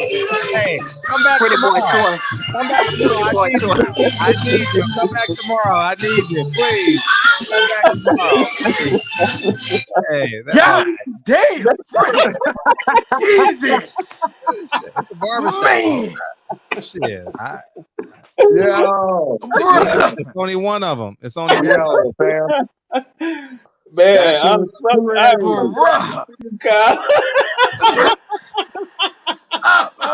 God damn. Man, I was enjoying myself. You can't talk shit about Ali, nigga. Fred. Hey, Fred, I had enough. Hey, listen, I'm in the background like, please let me in. God damn. Let me play the song. Listen, I'm gonna be honest with you, man. Troy missed every field. You gotta relax. He missed every field. My man gotta relax. Listen, the man went through 4 different subjects in one sentence. I've never seen it before in my life. I mean, what the hell, man? Man, I was trying to bring him back. Hey, DP, listen, man, you gave that man so many. You went to the finest jewelry store you can go to. You gave him the best jewels that you can give a man, and that motherfucker just said, "Oh, diamonds, fuck him." I mean, cubic zirconia, that look cleaner. He said, 24 karat gold. Hell no. I mean, like, bro. Oh man. He drove me all over the place. That happens though. That'll happen, bro. That's why I tried to keep him like, let's just stay right here because you're dragging me all over the place, nigga. You're trying to beat me. You're just running around, nigga. Right. The Ali slander, man. I couldn't do it. I'm like, you can't talk about Ali, bro. Come on the house phone. You know? How dare him? Listen, Fred. That nigga Drewski was tripping. No, like that big Drewski tripping. Mr. Blinks was out of line, man. That nigga like, and Ali beat the fuck out. He can't even breathe. That nigga Ali can't breathe. Oh, you disrespect. Get your hey, dude. Yo, fam. Fred, I don't even understand how you can have headphones in with this type of shit going on. I was trying to stop him too. I'm like, hold on real quick. Just wait a minute. Oh, You're man. going too fast, buddy. Right, Man, right. Fred said, hey, let the man talk. Soon as you tried to talk, man, the man said, the liquor store. What? What? Oh my God, bro. Oh man. The alcohol is in our community. So what? The fuck? I just said Yo. that shit. Hey, champ, what you say though? Everybody can't go. Shit. Right, Everybody can't go. You know what I mean? And they're gonna be left. You ain't got no bus pass. Man, you can find him at your local Chinese market, man. He was speaking Man, Mandarin. I mean, like, what the hell was going on? Speaking Mandarin. There. He was talking in cursive.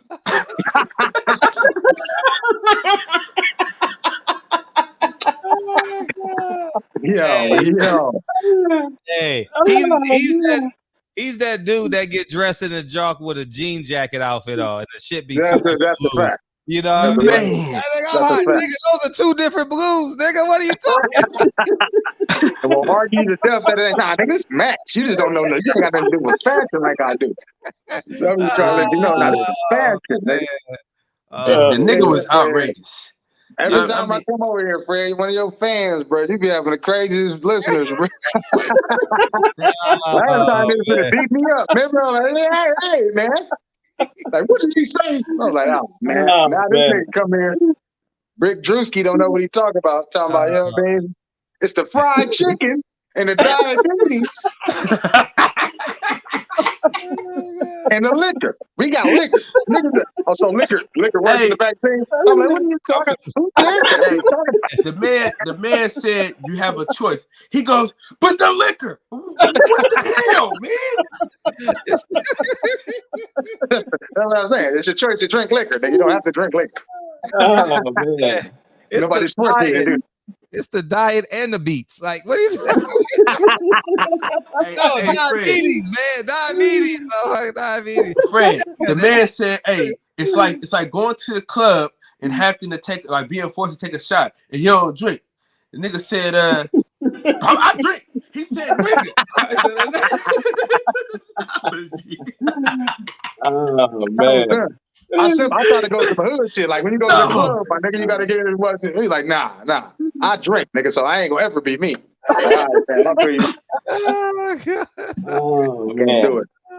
Hey Fred, I'm gonna have to get up out of here, bro. But let me tell you something. Every time I come on here, I enjoy my fucking self. It be a fucking blast, bro. Thank you, dog. It's fun. You know what I'm saying? My boy Champ, you know what I'm saying, in this thing.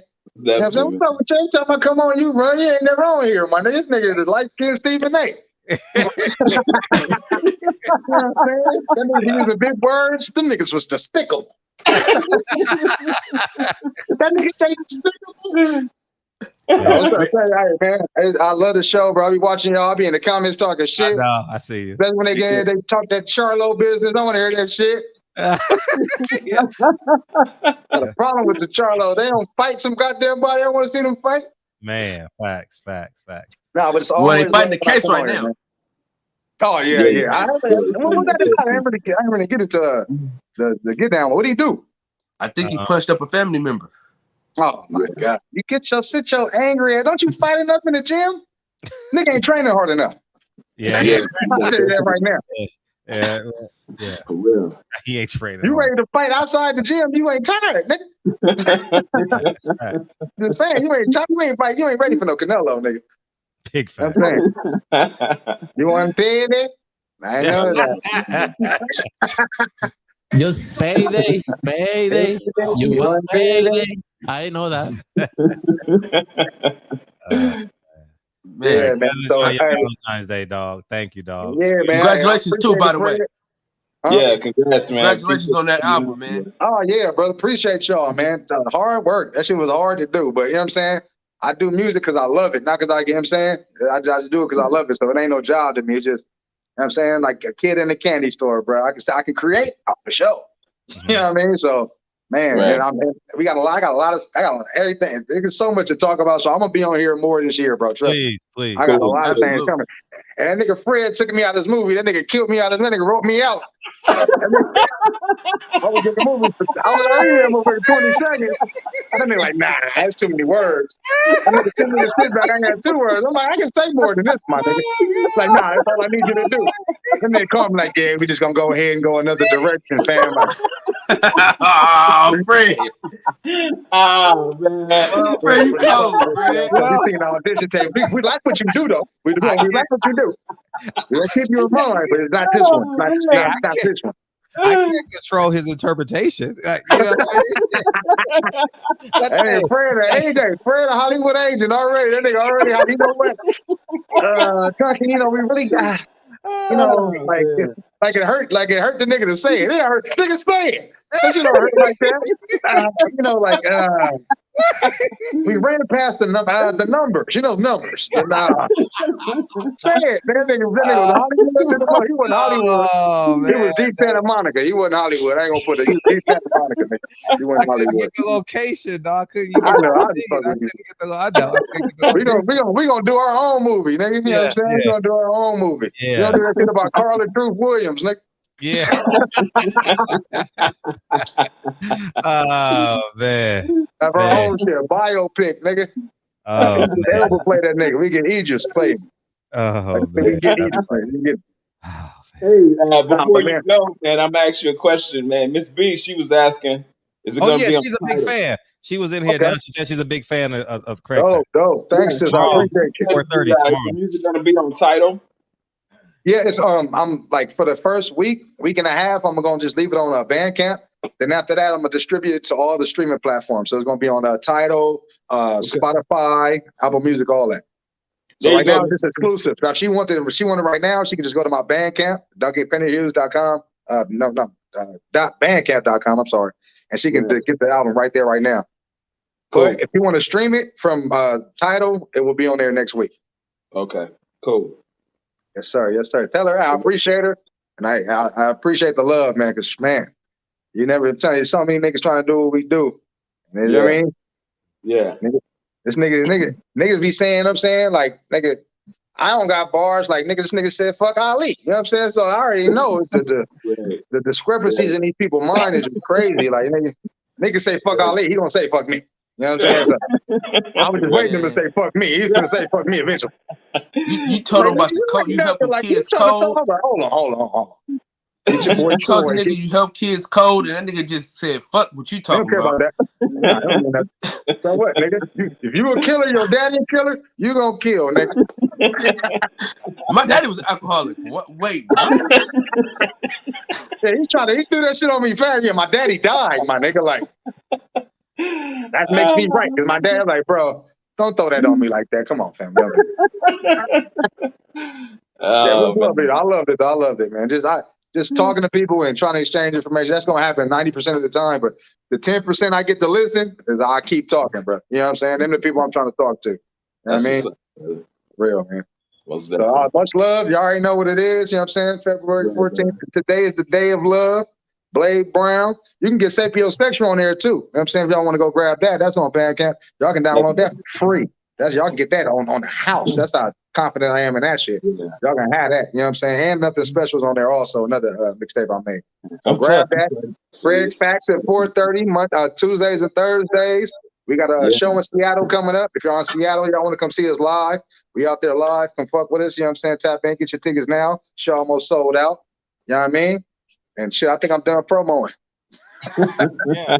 And Saturdays on KBLS. KBLA, Saturdays, KBLA. I ain't been there. I ain't been there in a minute.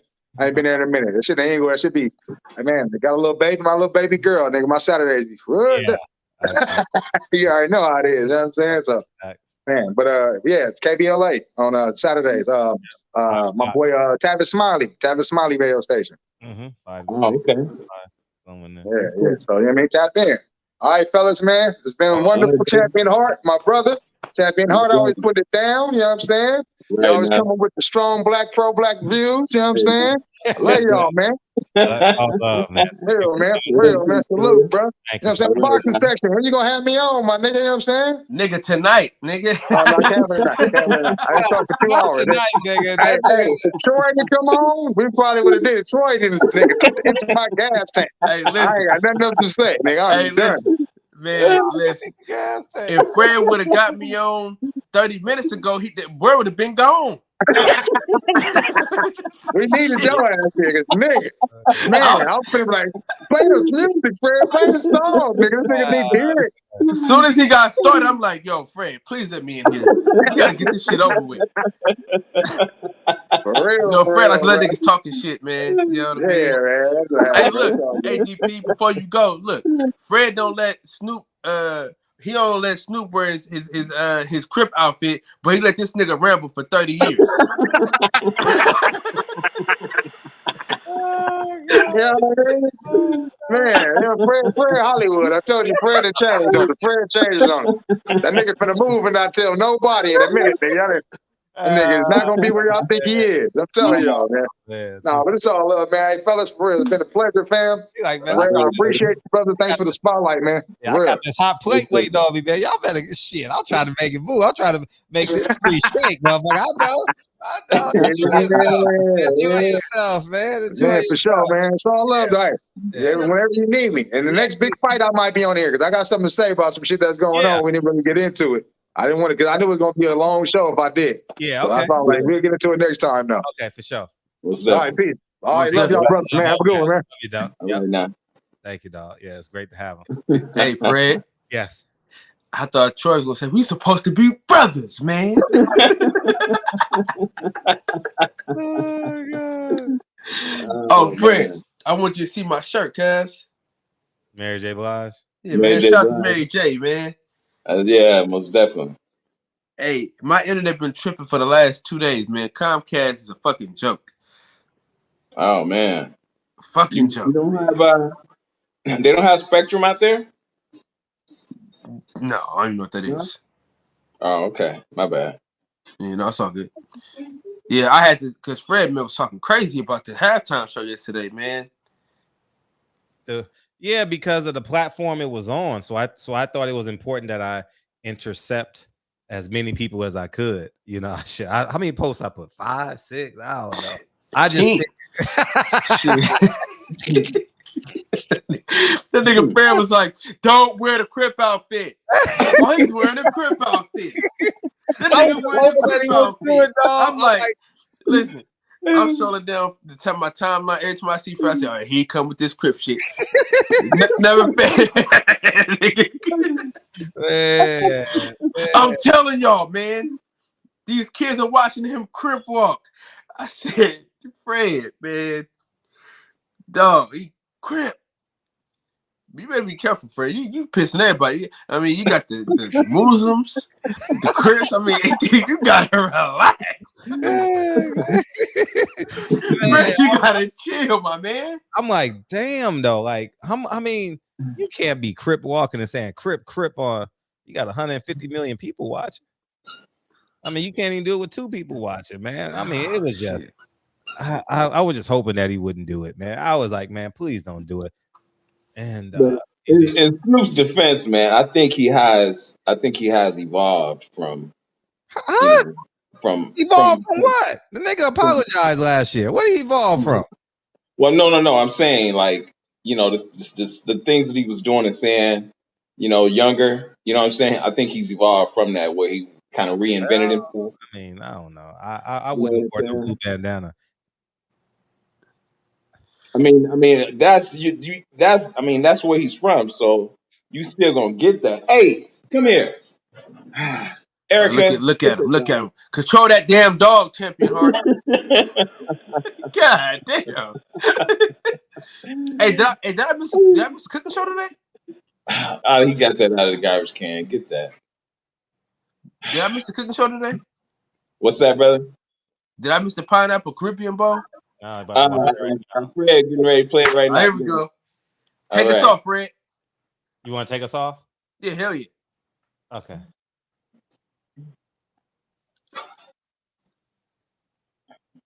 50-year-old man. I would pardon a 23. What happened to the? What did you do with the cameras, man? 50-year-old man. What happened? What did you do? What? What you want? You want us on? Hold on, I'm not seeing it. You can't see it. Everybody else see it. Can you see it, Kyle? Yeah, it's on, baby. It's on. It's on. It is. Run that back, man. You got to see the dance, man. You got to see the dance. Come on in. Yeah, we ready. Oh, okay. Something's going on with my tablet. Yeah, okay, we see the pineapples. We see the pineapples. Okay.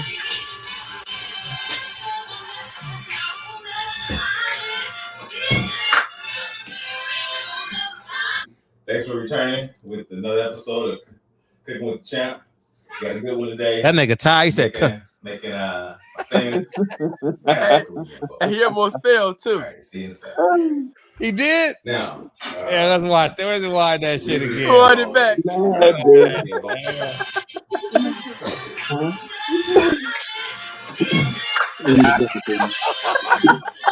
Thanks for returning with another episode of I don't know why it's playing like that on there. Making famous pineapple career. I don't know why it's playing like that. All right, see you in a second. Now, I don't know why it's not. See how it's called a pineapple Caribbean bowl because the pineapple itself is the bowl, it's the dish. Yeah. That you eat out of. Now, Champion, shut up, man. This motherfucker talking in the movie theater. Because you really got to Use your mic, dog. What you need is a sharp steak knife. Okay? What you're going to do is you're going to cut your pineapple in half. Right? Before you get ready to cut, you want to make sure that you're even so that you come right through the middle of your pineapple. He don't know how to cut a pineapple. Look at that shit, about to cut his hand. Like, why is your hand below the knife? What the hell are you doing? And cut in half. All right.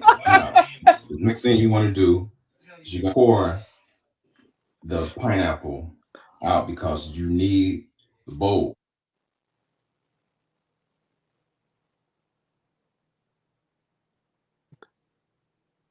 Okay, you want to be sure that you're not going all the way through. You're just cutting the core. That's what you want to cut, the core. So you want to spoon that out, okay, because you're going to actually use the inside of your pineapple. Okay, now that you've cut your pineapple out, you see how well, you spoon it, cut it out. Now what you're going to do is you want any juice in there, you want to drain it out because you don't really want it soupy right now. I'm like in a food processor because it'll turn these pieces like real soupy. Okay, so what you want to do?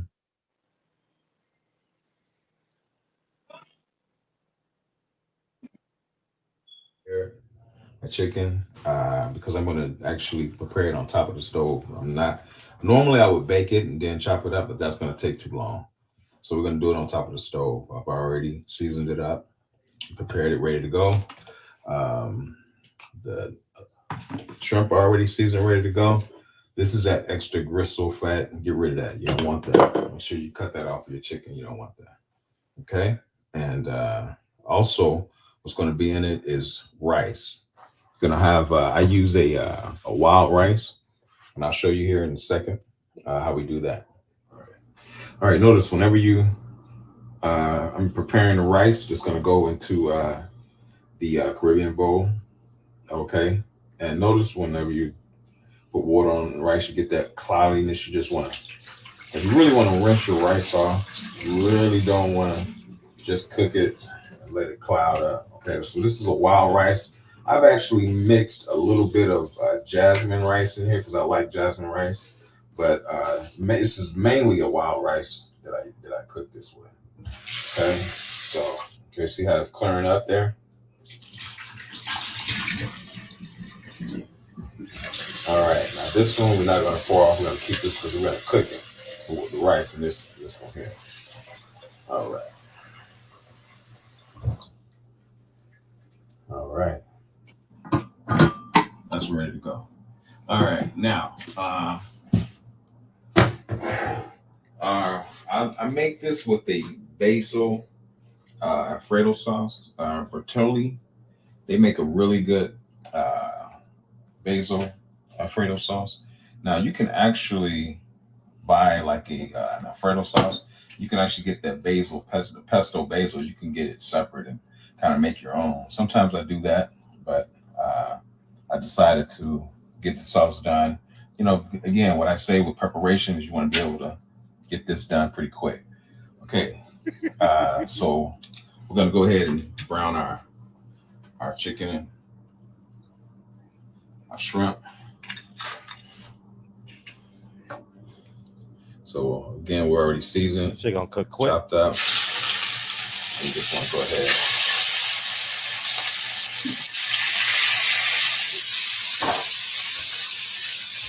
The pieces are too big. Once they're brown, you can go ahead and cut them up. You know. Okay, so we're gonna go ahead and add some of our shrimp.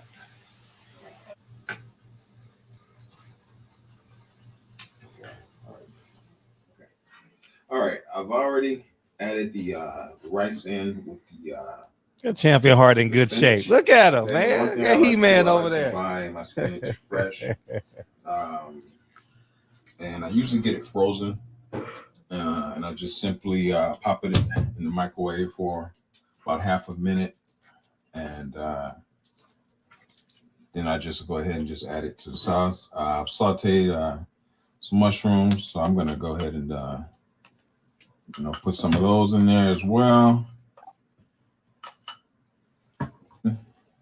Just already notice how big they were when I grilled it. I went in and cut them up again, just smaller. You know, I didn't want them too big.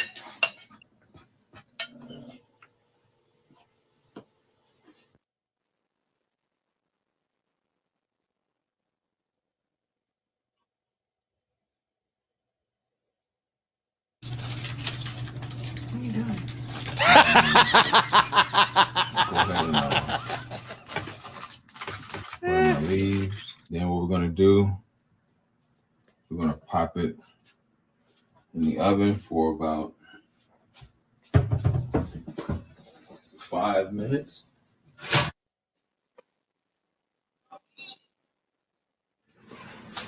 Pow. All right, and we're done. Pineapple Caribbean bowl. Now it's time for the taste test. Oh shit. How is it? It's really good. Really good. There we go. Cool. And there we have it. Pineapple Caribbean bowl. One of my favorites. And hopefully you'll be back next week for another episode of Cooking with the Champ. Cooking with the Champ, baby. We cooking with the Champ, baby. We cooking with the Champ, man. Hey, Champion Heart, man. I What's don't know up? about that Caribbean bowl, man. I'm gonna have to taste it myself, man, because she didn't sound too confident in your abilities to make a pineapple bowl, man. Let me That's so give you a cool, nice man. tip though, because If I you watch coming my out here wife for the cook all the fight, time. I'll hook you up. If you So coming out for what the she fight, do is to make it easier. You spoon the shit out. She be cutting them in squares. You cut them in squares, and then you pull them on out, and then you can use them again. say it again. That's the free. Oh. Good shit, baby. Good shit. Good shit, champ. Okay. All right. Yeah, I mean, it looks good plated. You know what I mean, like when you got one of them pineapple bowls, it'll look good plated. You know what I mean? Right. You can have fun with it, man. That's something you got a small party. You know what I mean? You get your 8 pineapples and have a great time with it, man. Outside, you know what I mean? It's thank you, man. I appreciate you adding value to the show, man. And how long does it take to make it? Like all together? It usually takes probably about 30, 35 minutes. Just depends. You know. The hardest thing is you got to make sure you get that pineapple right when you cut it in half like that. You got to make sure you get it even. So you can use both sides. Yeah. Yeah, Mhm. yeah. So that's the hardest thing. But Do you know, I've you been doing it. do you use scissors to cut your meat, or do you use knife? No, I use a knife. Use knife. Okay, like the Yeah. little pieces. You just don't chop it off. Right. Yeah. Yeah. But yeah, next week episode is gonna be real cool. Have you watched it yet? No, I haven't watched it. I'm No, gonna watch it yeah. live. Oh, you want me to watch Yeah, it first? you gonna watch it live? Okay, that's Oh cool. my That's God, cool. watch it Yeah, live. because I dedicated it to my Mom, grandma. Yeah. Yeah. So So no chili. Yeah, that's what it is. Chili's next All week. right, cool. Yeah, so we back on our schedule, man. Wednesday. You want to do Wednesdays, Tuesdays? What day you want? Your work schedule. What's best for you for your work schedule? And if we have a guest, we gonna make them sit in on this too. Oh, okay. That's what I'm talking about, man. Yeah. We ain't. What day works best for your schedule? And we gonna stick with it. And if we got a guest, they got to hang out with us. Fuck it. Right. So you want to do it on Tuesdays? It's your call because I know you drive, so I don't know what days you're off. Tuesdays are fine. All right, so we next Tuesday we got chili. Yeah, we got cooking with the chef. And you know what I'm gonna do? I'm gonna post it. Can I post it as a segment on my channel? Yeah. I'll gladly do that. The thing is that the reason why I do I'm kind of testing the crowd because this is something regular cat. And then regular guys don't know how to cook. You know what I'm saying? So if they can do something, put something together nice for their lady. Yeah. That's the whole purpose of doing it. You know what I'm saying? Yeah, and that chicken is rather easy because it cooks so fast. You know what I mean? You ain't gotta worry about, man, is the inside done? Is it red? Right. Is it pink? You know what I mean? Right. Shit cooks in, Hey, so Champion Heart. Uh-huh. Do y'all got Mexican stores where you at? Of course. This is So Texas. you know the Mexican markets because hey Fred, because we're in California, so the Mexican markets, they be having your meat already chopped up for you, marinated and everything. That's how. Hey, listen, my wife ain't at home, boy. I go straight to them. You already got it made for me. Just throw that thing on the skillet. Yeah, most definitely. Hell of a job, man. I'm looking forward to next Tuesday, man. Yeah, next Tuesday. I hope we have a guest on here. That'll be dope. We got the guest on, and get the comment on it. Yeah, that'll be dope. I was pushing for it last week, champ. But he Ricardo Williams is on it, and Fred damn near fanned it out on this shit. So I want to give that man his respect. Yeah, you know what I mean? I really want to give him his respect, man, because and then I want to give him the respect so he gets back in boxing and be a force. I don't want him go hiding for another decade. So I was intentionally more excited than I normally. That's hell of an interview, though, Fred. Hell of an interview. Yeah. Thank you. Oh, Fred. Before I know you gotta go and shit. Yeah. What's up, Dog? Have y'all seen CC's YouTube channel? Nah, is it good? Good. Classic shit. Listen to me, Fred. No, I haven't. Dude, yeah, you gotta check it out. Her jail stories, bro. Promote it. What's the name of it? Yeah, it's called CC Reacts, bro. Listen, listen. I'm working hella early in the morning, dog. I don't watch the whole. I'm waiting on the damn episode now. Listen, bro, that shit is good, man. Good for her. I done put 3 people on it already. Yeah, it is. That shit good, man.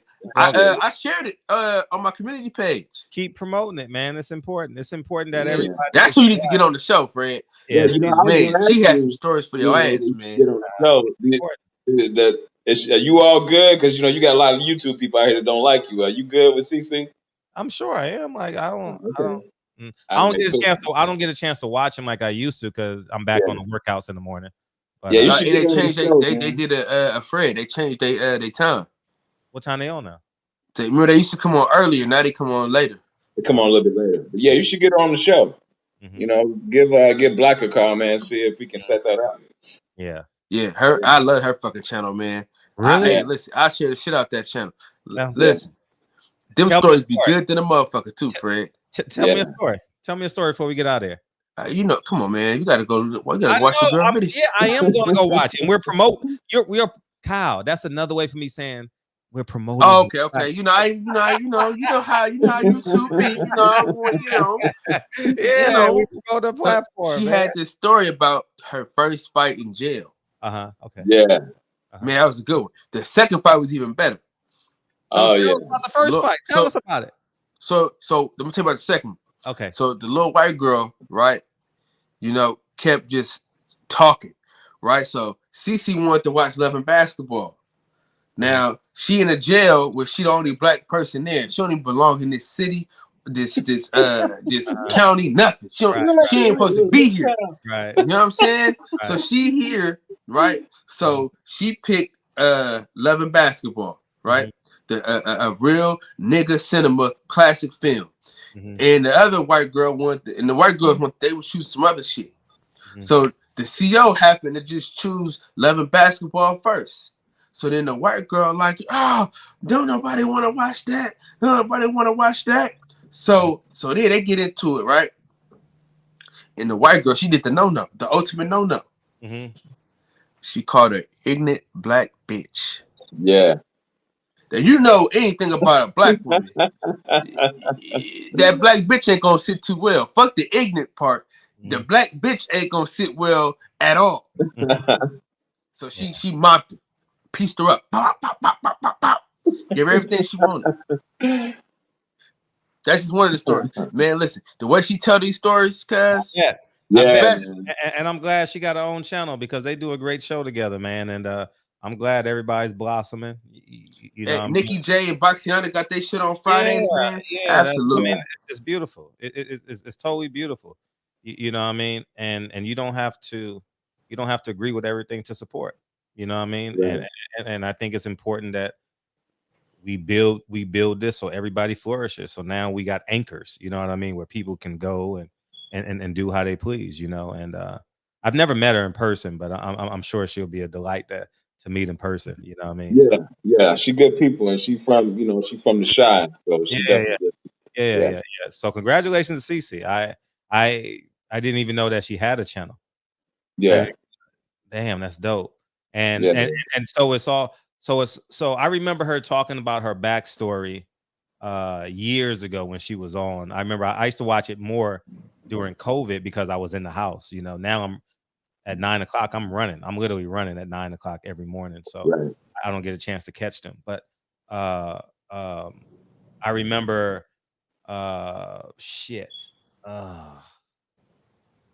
mean, she'd be telling some fascinating stories, and I'm trying to think of one that I can't think of one off the top of my head right now. But about the one story about her working for the Chinese man or something like that. And he was sneezing or coughing or something like that. You know, something like that. And she's like, man, what the hell are you doing? And she left the job and never went back. Something like that. But she's definitely a fearless and a brave woman, though. And it's easy to support people that believe in themselves. You know what I'm saying? And congratulations to her. Yeah, we're gonna support my internet just cut out. Hopefully I can go live with y'all niggas after this. But this shit fucking up, man. Yeah, it's damn, that's dope. Everybody branding themselves. So yeah. And she does PR too. For because I remember during COVID she had some of her artists on there too. I don't know their names, but I remember that episode, and also remember she a producer too, Fred. Oh, she's a producer. Oh, like producer for I know she has fighters with Rick Ross and stuff like that too. Yeah, she do man, that motherfucker, she do every goddamn thing, man. As she should. Like it's like, just think, people like her, if she hadn't got caught up, she would have had a very successful business in her 20s, you know, but she decided to go another route. And the most beautiful thing about it, she learned the lesson, and now she's an asset to the community, like all of us, you know. And that's her. Like everyone got a Malcolm X in them, man. Everyone got a Malcolm X comeback, or you know, and you got to respect that. Yeah, man. Yeah, she brought Fred Hampton Jr. on the show. I really enjoyed that episode. That's what I was trying to think of.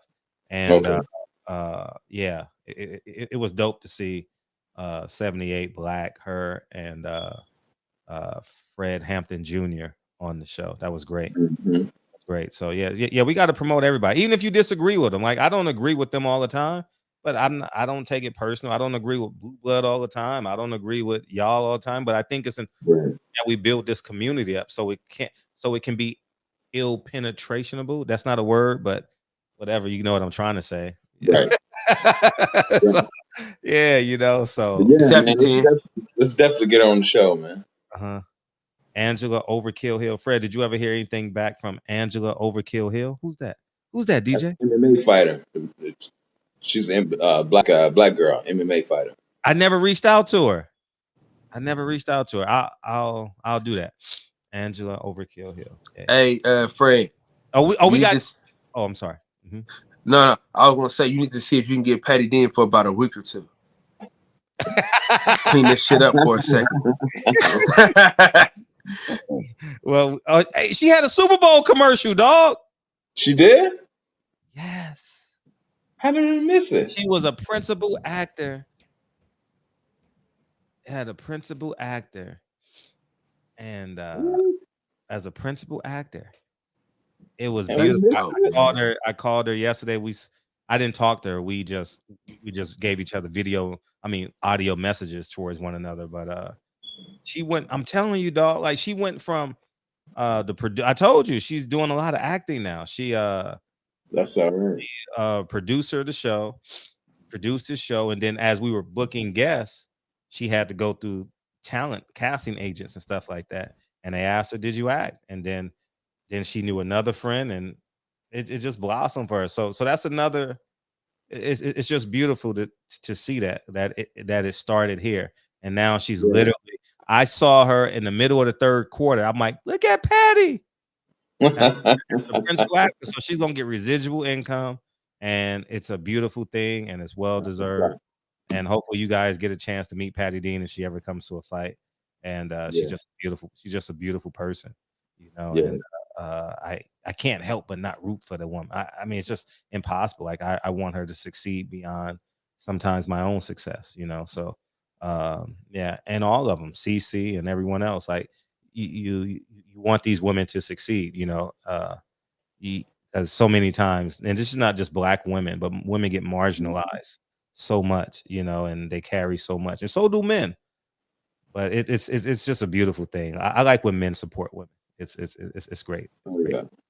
So yeah, so we'll support both those women, and we got Tevin Farmar and Mickey Bay coming on tomorrow to promote their fight. Cool.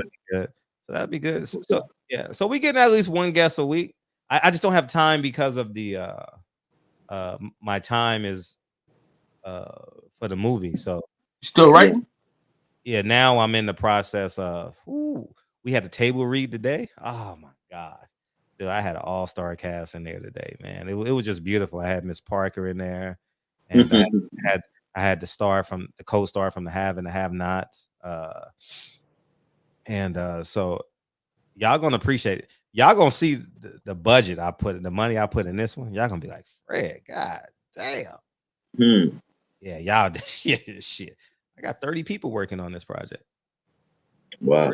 30 people, man. No one's working for free. That's all right. Yeah. Ignorant nigga chain and route too, Fred. Is that ignorant nigga chain and route? Oh yeah. Enjoy that. Enjoy that. I had a nigga chain at one point, but I melted it. You know, I melted it and put that money into my first film. It won't interfere with the house. I'm just gonna say that. Yeah. Just so y'all niggas know, we still on the grind. That's what's up. I'm actually excited to go. What's the name of CC's channel so everybody can know? CC Reacts. CC Reacts. How do you spell CC? Like S-E-S. I mean S-E. C-E-C-E. Not C-I. C-E-C-E-R-E-A-C-T-S, right? Right. All right.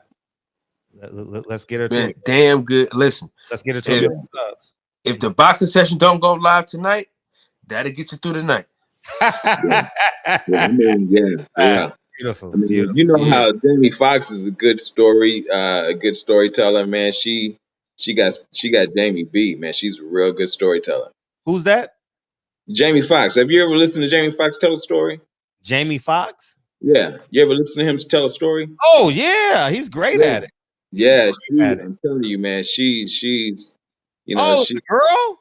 No. I'm saying because she's a She really won't- good storyteller, like Jamie Okay, Foxx. That's what I'm saying. I'm going to go listen to her. I'm going to go Yeah, subscribe to her and listen to her. I didn't know yeah. she had a channel. And Oh shit, Bel Air. If y'all niggas ain't seen Bel Air, is it I good? heard about hop that. to it, Is it good? Yeah, I heard nigga. that shit's good. Yeah, Nigga. I mean, yeah, brother. yeah. Brother. They put a lot of money into it. You're a digger 305. That's They right. put, Yeah, they they put a lot of money rebooted into it, but it's like a drama type twist to it. But it's, you know what I'm saying? Brother. I hear it's good. I gotta check it out. Hey, is it free to watch or you got to pay for it? If you got Xfinity, it's free to watch. If I have you what? know you get to Xfinity? I got YouTube TV, so I got to pay for it. you're going to have to pay for it. Shit, I'll watch. But knowing you, Fred, you get the free subscription. You'll figure it out. Come on, man. You Fred your car torn, man. Yeah. Yeah. Hell of a show, though. It is. Hell of a show. How long is it? 30 minutes or an hour? Hour. You happy, huh? You happy? It's 3. They I did got ADD, man, so I need that hour. I'm glad it's out and people got another option besides BMF. You know. Yeah. No, hey. Let me tell you this. Hillary is going to surprise you. The way they did Hillary. Okay, I'm with it. You're going to hate Carlton, though. You're going to hate that motherfucker. We'll get it. Yeah, KJ said, watch. KJ says, watch her stories in order. Oh yeah, absolutely. You got to watch them in order. Absolutely. Yeah, damn, they're that good. They're that good. Listen. Yeah. Wow, that's Freddie. awesome. Fredro. Well, she need to start telling more stories on the thing. You know what I mean? She be telling them sometimes, but you know, it's 3 of them on there. It's just her on hers. Point. You know, good point. They all got to share the mic. You're right. Right. Yeah, that mother. But she, man, listen. 78 tells stories too. Hell yeah. Yeah, 78 tells. They all. Hey, listen. They good over there, man. I like their channel, man. You know what I'm saying? Oh, download the Peacock app and it's free. Okay, gotcha. Oh, it's on the Peacock app. Okay. Yeah, Peacock. Man, listen. Is it free forever or is it free just for 7 days? So I know. I don't know. Because if it's free for 7 days, I gotta wait till Thursday, or I gotta wait till Saturday so I can watch 2 episodes for free. or you just wait till the whole. So they do I think an episode. They did 3 episodes, right? Then they supposed to do like episode every week because it's 10 episodes. Oh, okay. Well, what's called to be coming back next month? So my wife don't watch TV with me at all. And she sat her ass down to watch TV with me on Sunday. Shit, nigga, listen, let me tell you how good it was, Fred. I know you lied about your internet. I know that's how good it was. Nah, nigga, I'm talking about I missed the damn I missed the first half of the Super Bowl. Nah, yeah, he said okay. He came in and said his internet is down. Nah, for sure, nigga. You see, I'm cutting in and out. Shit. Look at this. You're fine. It's cool. It's cool. It's all love. It's all love. Everyone go subscribe to CC, Boxiana, and Kyle, and we got Champion Heart cooking with the champ. So yeah, cooking with the fucking champ. Hey, next. Hey, you said you ordered a coat, nigga. Yeah, it's coming. But see, I filmed these episodes before it came, but it's coming. As long as it's coming, I ain't tripping. We ain't tripping. I just want to see the goddamn coat. Yeah, with your logo on there, man. Yeah, after next week, then it'll be with the coat. That's dope. So I'm doing some quick meals. Please keep them coming. Yeah, my boy Isaac Hayes in the motherfucking house. Yeah. Since Kyle wants a sandwich, I'm gonna do a Philly steak for him. Hey, what's up, Santos Boxing? It's great to see you. I asked about you yesterday. Yeah. I asked about you Wednesday or Thursday. I'm glad you're good. Welcome back. Yeah. Okay. Yeah. My internet's back on, so we good to go. Thank God. Okay. I'm gonna get with you brothers, man. All right. I got to lay it down. He used to lie about cutting off. It was actually 10:59, Jarvis. All right, brothers. All right. Yeah. Love y'all, man. We're gonna get out of here, man. I'm about to. All right. Hey, Fredro. Yes, sir. Play the song, Fred. Gotcha. Yeah, man. Thank you, man. Go support their channels, man. And yeah, support Kyle, support Champ, support Duncan, man. Go to Duncan's. Here it is right here. Go to Duncan's Instagram and download his album, man. Go listen to Pastor Wilson. That album, that song goes hard, man. Pastor Wilson, man. And yeah, thank you for coming in, Kyle. Thank you, Champion Heart, for hanging out with us. And thank you, Troy. I appreciate you, Troy. You know what I mean? They get mad at you. I don't get mad at man. Talk. As man, I don't give a fuck. Play the song, Fred. People want to hear him, though. People want to hear him. It was 50-50 in the chat, you know. You know, it's the barbershop, you know. So guess so. Yeah, it was cool. But man, this film,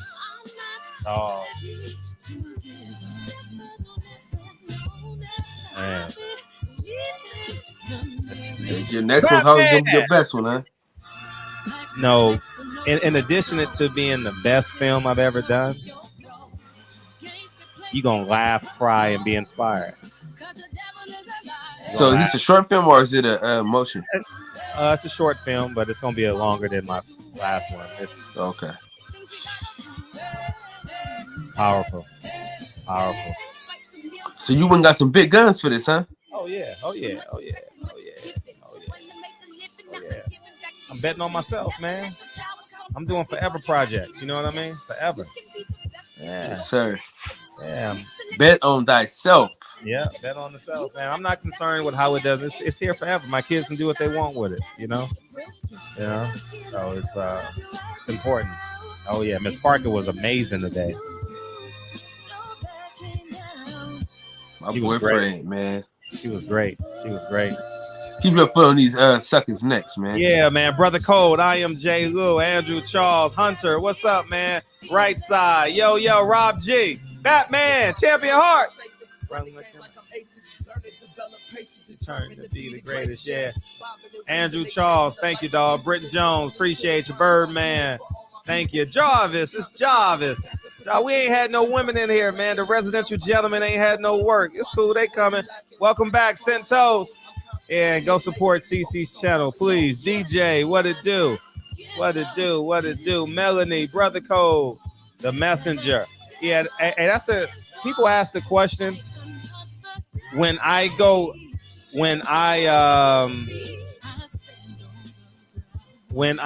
have concentrated conversations, I call them El Haj, Malik El Shabazz. But you know, like my son, he's going through the name process. How many names does Malcolm have, Daddy? You know, Malcolm Little, Detroit Red, they called him Satan in prison. Malcolm X, and he was murdered as El Haj Malik El Shabazz. So great question. Great question. I'm glad you asked. KJ, yeah. Hey, Jordan, what's up, big homie? How's that train doing? Hey, man, tell Earl we love him, man. Keep fighting. Shout out to Jordan, man. Yeah, shout out to Jordan. When Jordan gonna come on the show? Maybe next Monday. Come on the show next Monday. Yeah, man. Come on, Jordan. Hurry your ass on up, man. Next Monday. And shout out to him and his girl too, man. They had he had the before and the after, man. I saw that. And they was kids, and then when they had their son and shit, man, it was fantastic, man. Black families, black love is everything. Yeah. Speaking of black love, I got half black love in here, so it's